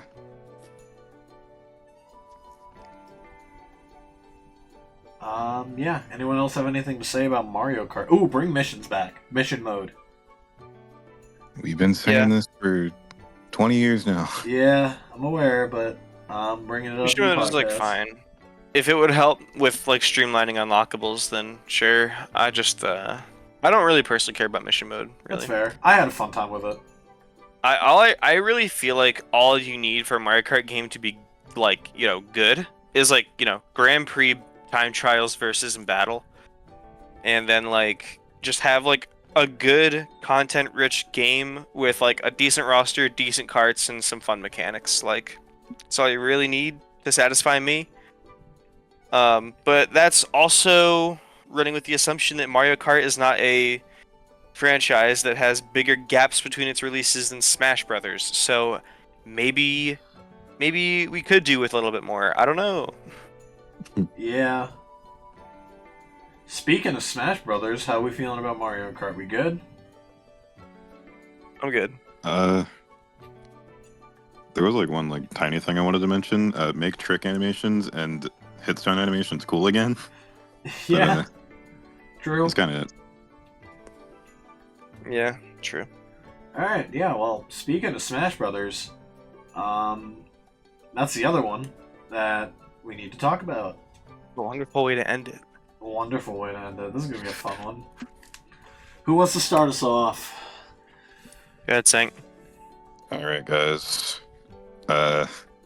It's crazy how I already know both of your answers to this question, but do you prefer a reboot or a deluxe? Deluxe.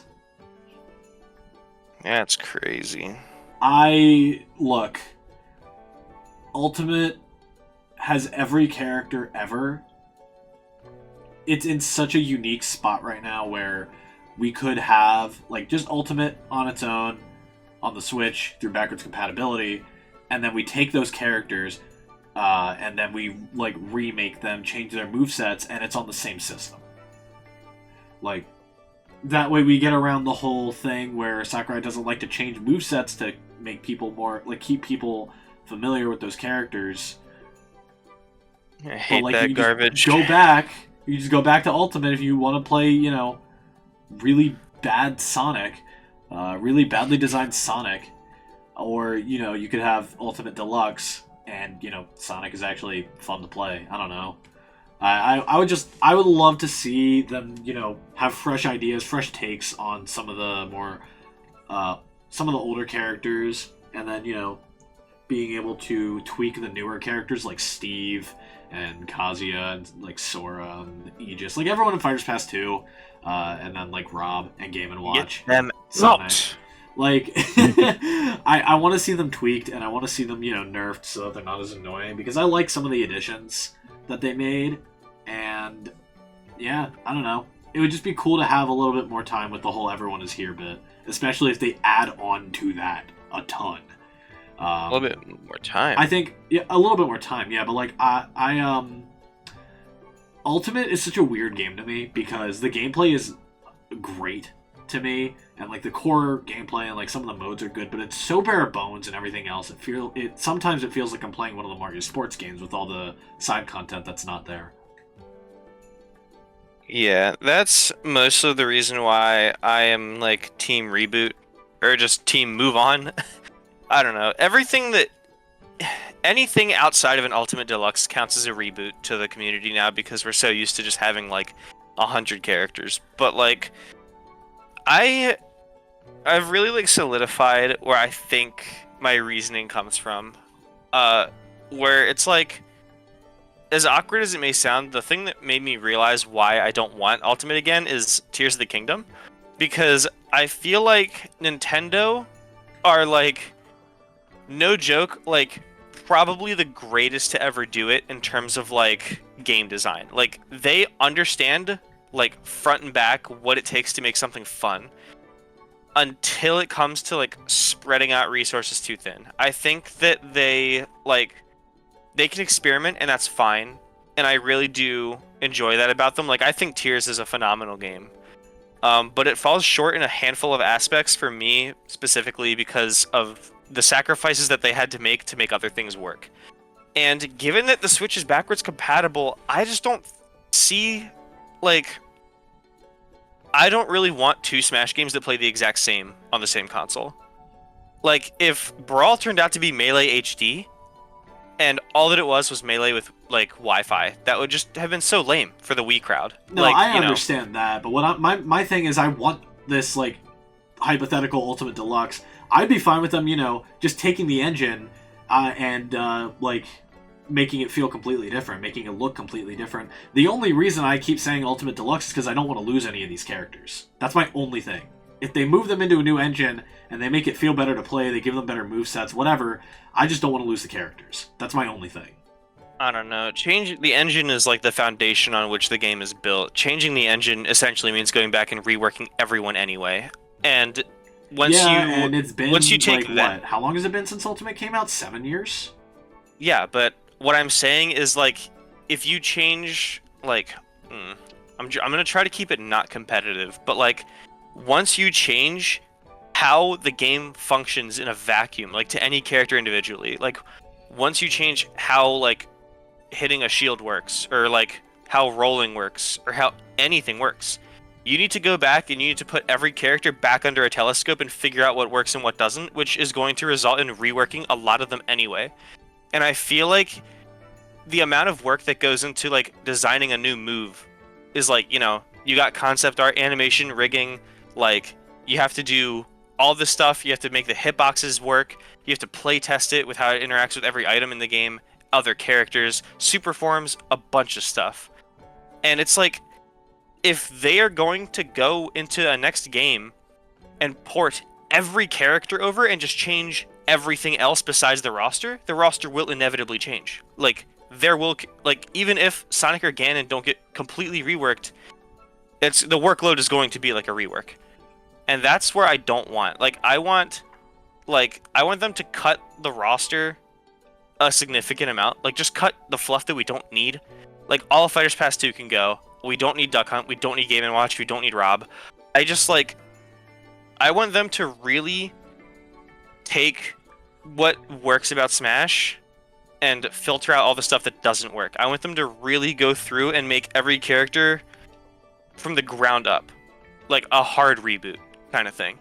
I think that, like, what I really want out of Smash, especially given that it's backwards compatible, like, Ultimate will not cease to exist when the new one comes out, and if people still want to play it, that's fine, but I don't think that we should, like, carry over everything about Ultimate solely for the fact that the characters are in it, because I feel like if you slice down the roster to, like, 50 characters, 60 characters, and really took a long, hard look at all of them and modernized them, like, you know, the entire Mario cast is getting redone, the entire Zelda cast is getting redone, like, Pokemon, just do whatever you want with those, honestly.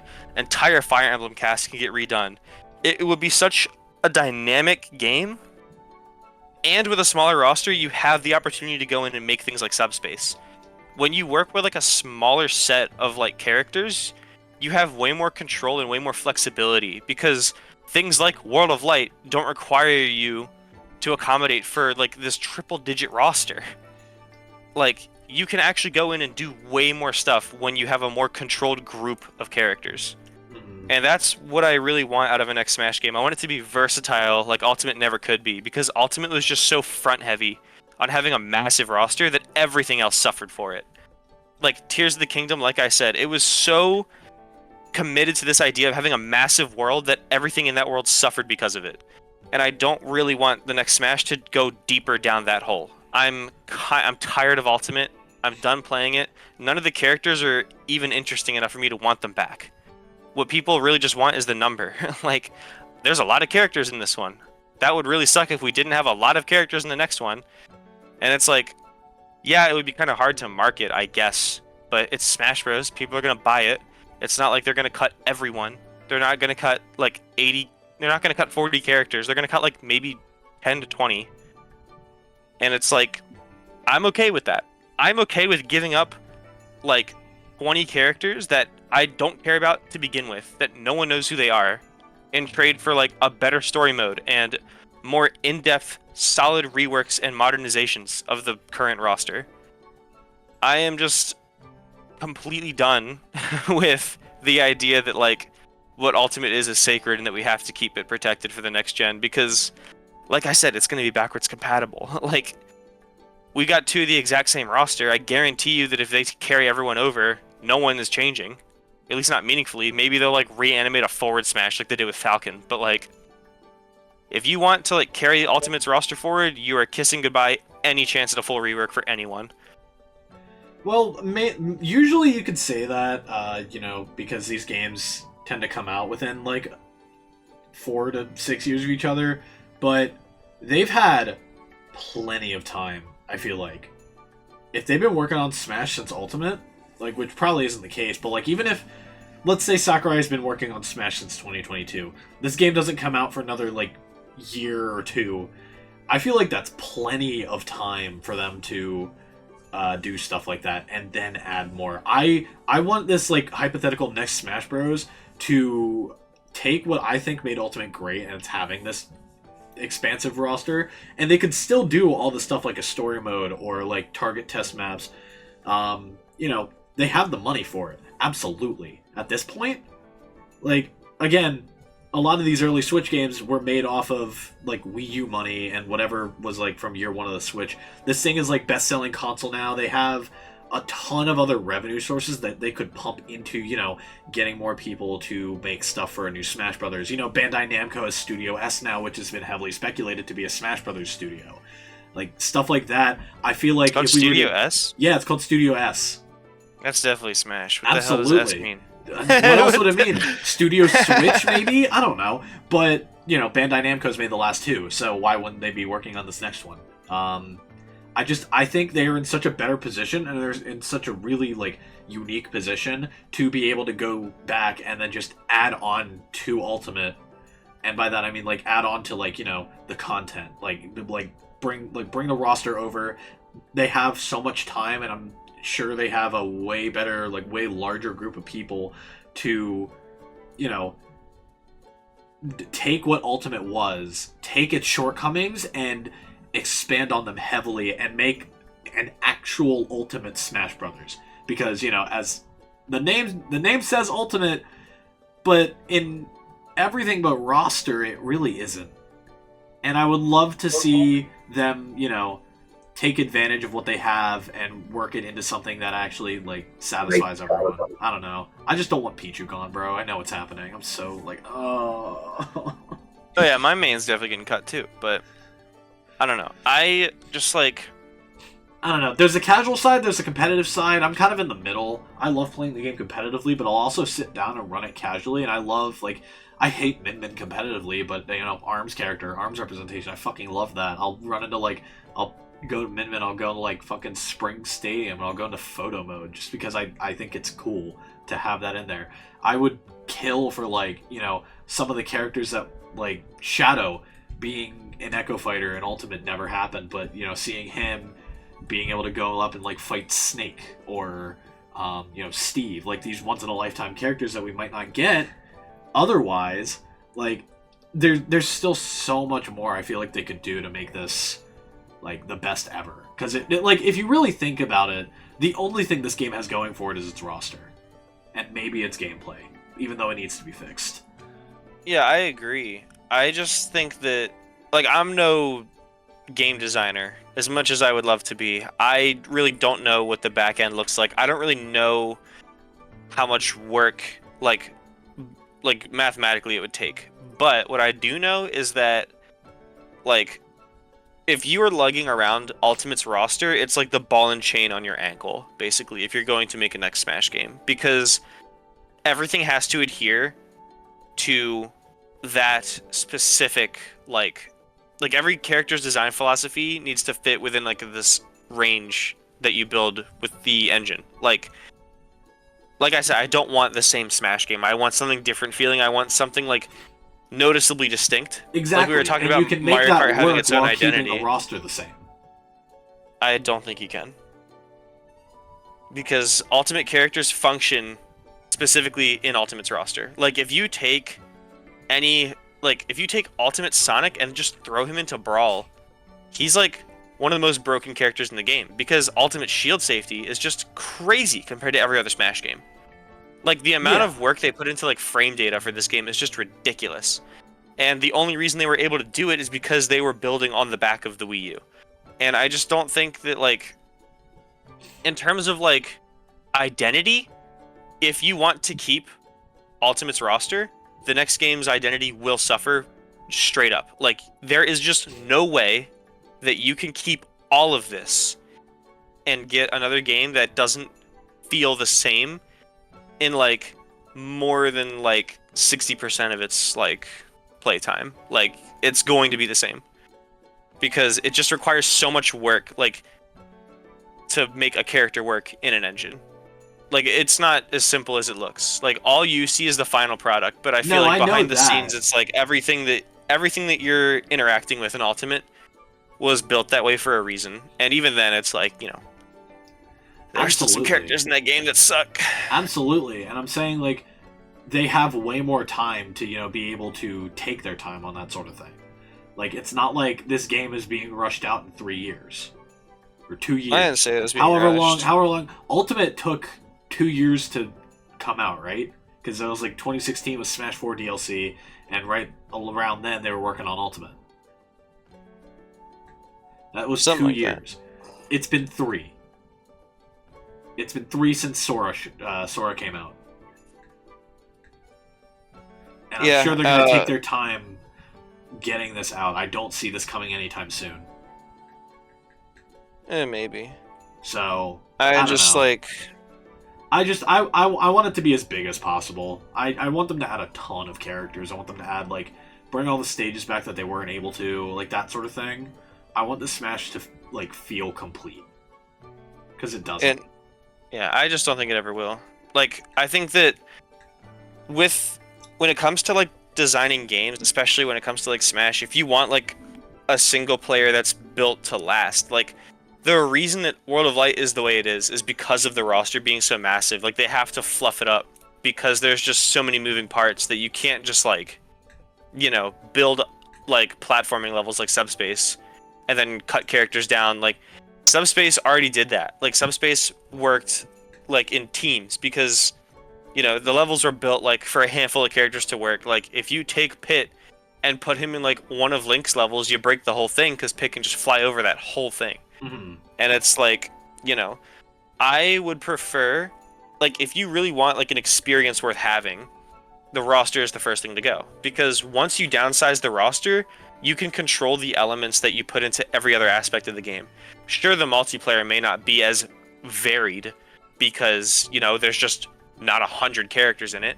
But, you get the opportunity to make like a full story mode. Like you get to design levels around the characters that you're putting into the story. You get to design cutscenes. Balancing becomes way easier. You get to have full reworks because you get to spend more time on every individual character. The entire game benefits from having smaller numbers, like a more controlled environment. Which is why, like, with Zelda, it's like people want a smaller world. Because, you're spread so thin. You're trying to get all, like, you have, like, this giant, like, core to work with. Like, with Ultimate, it's the roster. With Zelda, it's the open world. You have this giant selling point. Like at the heart of your game, this is what makes it this game. Ultimate's identity is locked to its roster. Tears' identity is locked to its world. But you have to make compromises everywhere else for that identity to flourish. And in my opinion, both of those games would be better downsizing.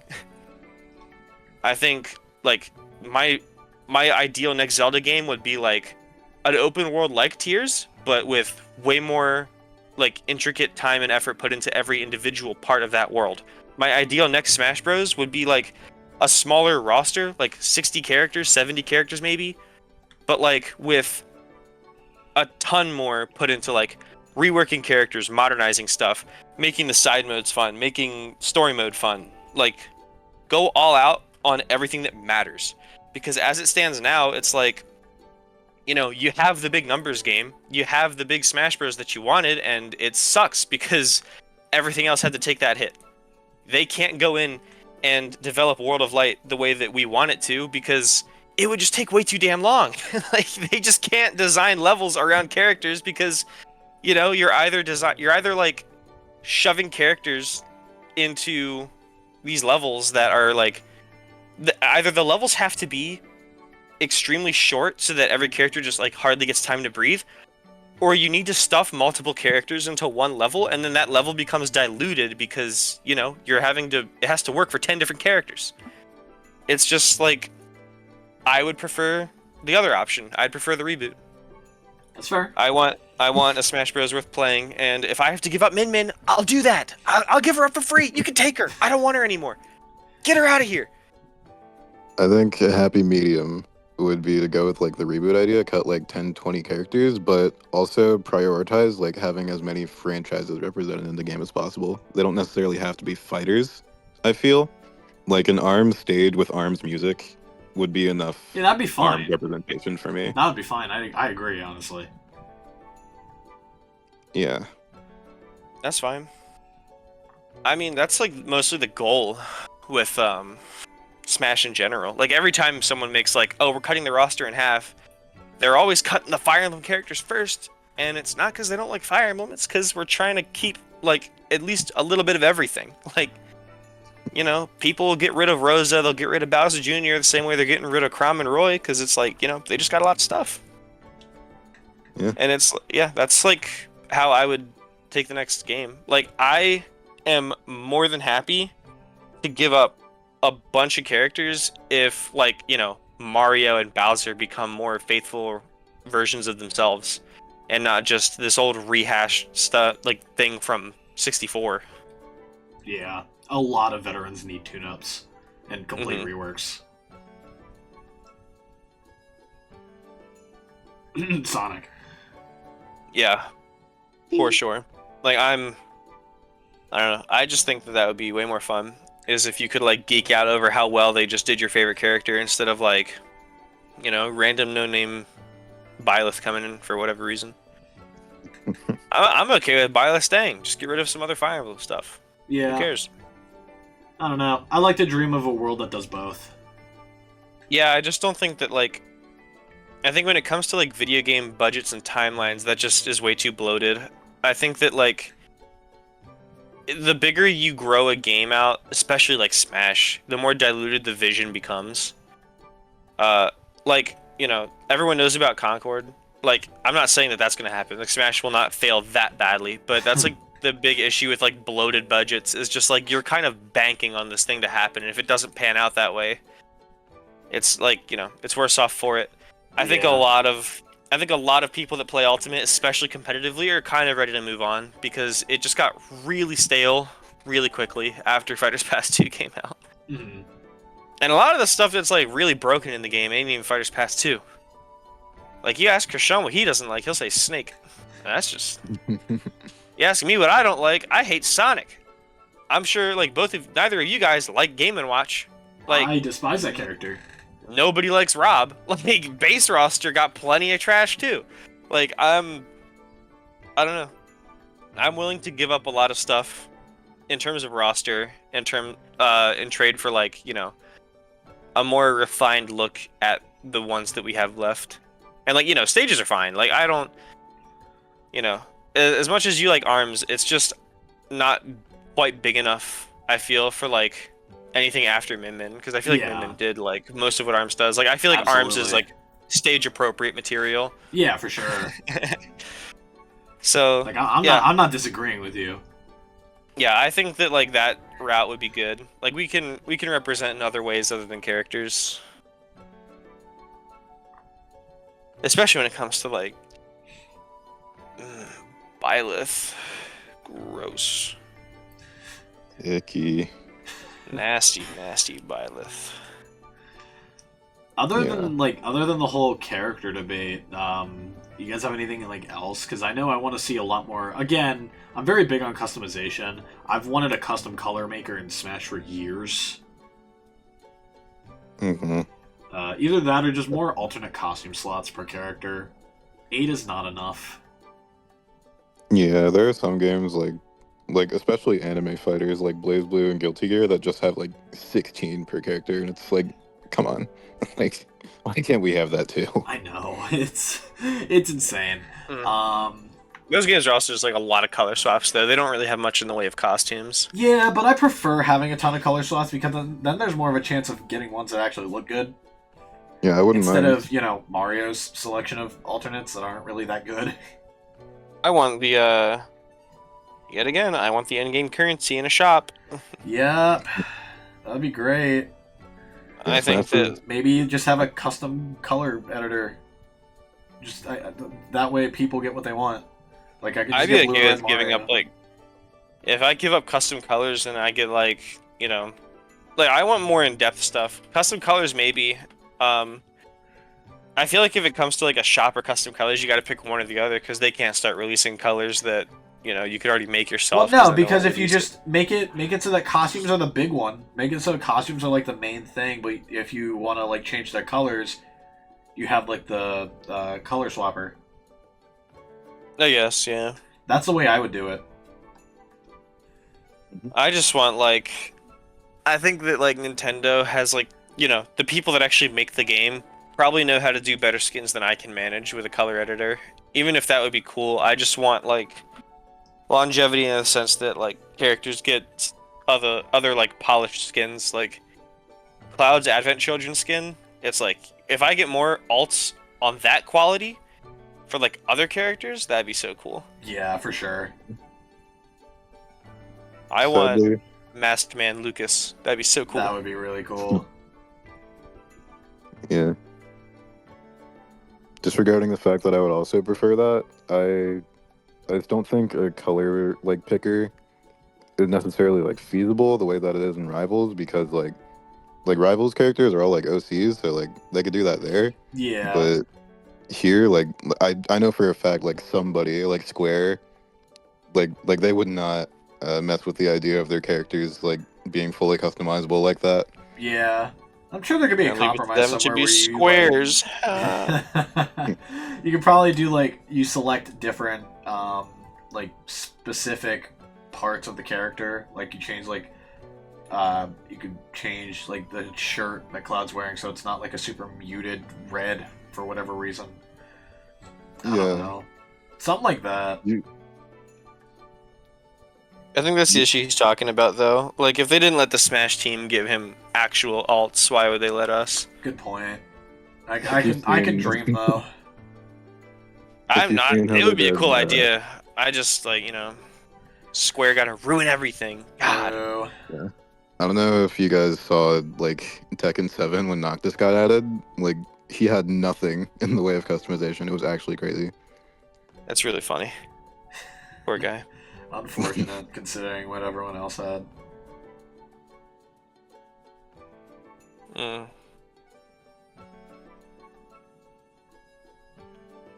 Story mode, please. Oh, yeah. We already... Story mode would Everyone be already fine. knew that. I just want it to be, like, animated cutscenes. Yeah. Yeah, animated cutscenes and dialogue are all I'm asking for.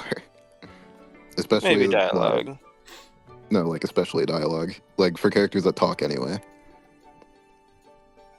Yeah, it would be like a Like- Pokemon situation where Sonic is going, like, Sonic is asking everyone questions, everyone just kind of nodding, going, yeah, mumbling. The way That'd I'm be pretty looking funny. at it is like the World of Light cutscenes, like the very first one, where like Fox, Marth, and Zelda, like they all use like their actual speaking voice. Like I thought it was like actually so raw to see these characters that have never met each other like interact in ways that are characteristics of themselves. That's true. I just hope that the roster reflects that. Like, if they're not going to, but if they cut Pit, I'm gonna be mad. I love Pit. True. Pit is up there in like my top 3 favorite Nintendo characters. Wow. Pit is really He- cool. Pit is so raw, dude. You guys gotta play Uprising. I played through like half of it. Play through all of it twice. You owe it to yourself. Anyway, what's your top 3 Nintendo characters? Lucario. Mario and Rosalina Okay. are up there for me. Okay, what's your third? That's what I'm trying to figure out. Dude, I got 4. It's hard. Yeah. My favorite's got to be Lucas. Second favorite is Pit, I think. Yeah, I think it's got to be Pit. Pit's probably then up there third- for me. I love that guy. Third is Link, but a close fourth is Yoshi. Link is just too raw, dude. Link is so cool. Wish he was cool in Smash, but Link? Link is plenty Cooler. cool. He's just stale. alright. I think all the Zelda characters, besides like Zelda herself, are like pretty cool in Smash. They're old, man. I think being a Zelda fan is the reason I want like the rework so bad. It's like I'm just so tired of Yeah. playing like these caricatures. Like that is not Ganondorf. That is a guy wearing a Ganondorf costume. That is absolutely not. Yeah, your series got done the worst. Yeah. Yeah, it's terrible. Zelda and Sonic both got it really bad. Yeah, Sonic. I gotta say, Sonic's whole franchise ain't doing too hot. Yeah. I also think Mario, low-key, got done really bad. Yeah. I mean, in the older characters, I feel like I agree. Yeah. I mean, even Like- like the newer ones, I feel they kind of screwed up. I don't know. Like- I think Rose is fine. I think Junior is perfect. I think Rosalina. Junior Yeah, I is was the about to say best one. Rosalina and Bowser Jr. are both great character designs. Junior is perfect. Luigi is terrible. I hate that. Like his grab is the only thing from anything. Like change all of his specials. I don't want to see a single one come back. Like give him ice neutral B. And it's just like a Falco laser, but like it bounces. Maybe like a faster Mario Fireball that does Falco laser like hit stun. Maybe. And then like I also think that like Luigi and or Daisy should be like spin-off heavy movesets. Like I think Luigi should use a hammer. I think he should have electric powers. Like the Mario and Luigi RPGs, they did a lot of work with like, Mario's always been fire. Their take on Luigi was like he's the electric. Like that's way cooler. like, you know, Poltergust, like Luigi's Mansion stuff is fine. I think like his grab or like his throw animations could be more Luigi's Mansion-esque, but then again, no one has ever used anything besides down throw, so what do I know? And then like, yeah, the rest of him is just like super lame. His back throw is based on like the slam from Luigi's Mansion 3. It just looks nothing like it. Yeah, because Yeah, they're not slamming a ghost. that's what I mean. Like like the idea is there, just clean up the animation, like make it look more Luigi's Mansion-y. Mario's also terrible. Like everything is like from something, but he doesn't do half of this stuff. Like Flood's cool, Fireball's cool.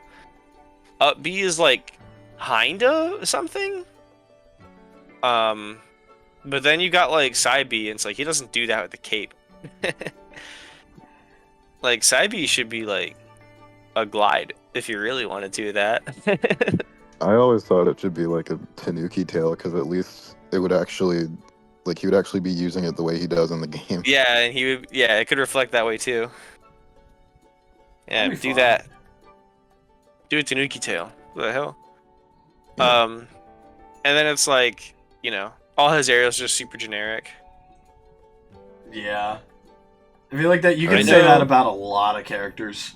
I know we hate Stall and Falls, but like, why isn't his down air a ground pound? So true. Because I guess Yoshi has it, but like, I don't Yoshi's know. is. he I did don't it like for- Yoshi's at all. Yoshi's looks terrible. Oh yeah, the animation. Yeah. Yoshi Side B is useless. Yoshi Down B is weird and dumb and not really from anything because it looks like that. Honestly, the rest of Yoshi isn't even that bad though. Like, I like his up B being like what he primarily does in his game. That's cool. Mm. And then What like you Flutter doing? Jump, like I think that like Flutter Jump is how they should have not like give it armor, but like that's how they should have handled Mario. Like Yoshi's Flutter Jump is like a core part of his character, but they didn't turn it into a special. They just made it his jump.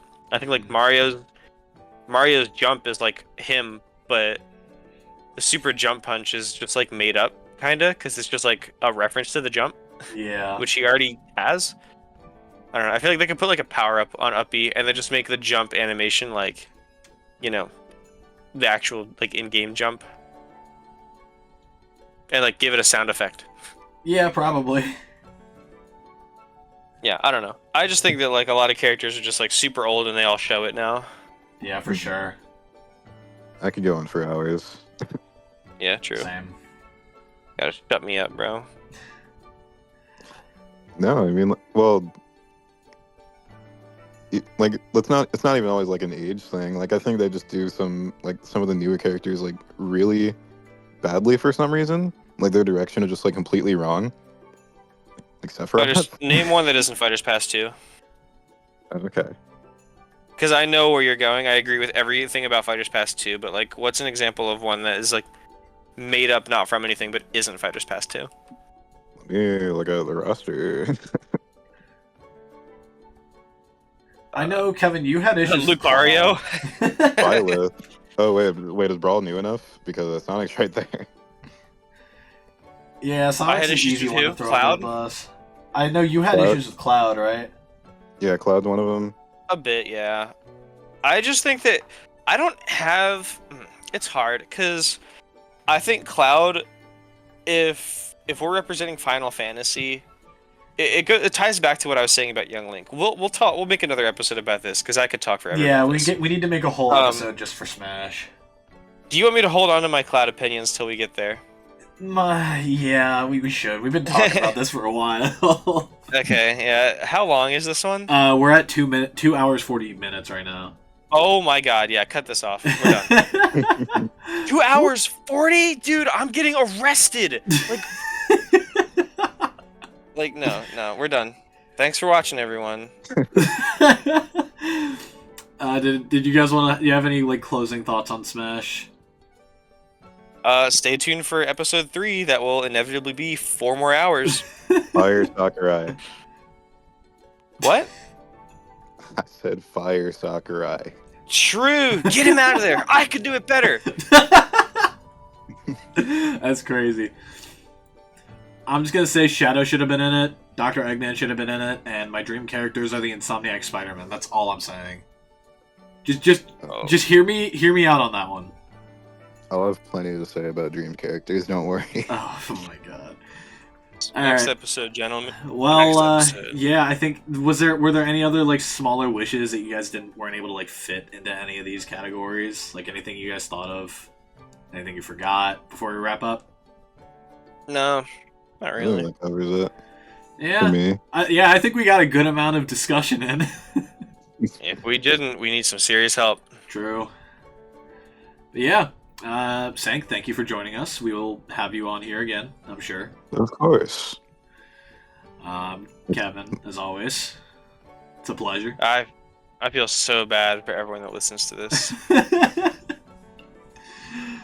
I don't. They're doing it. They're doing it to themselves. I cannot believe it's been 3 hours, dude.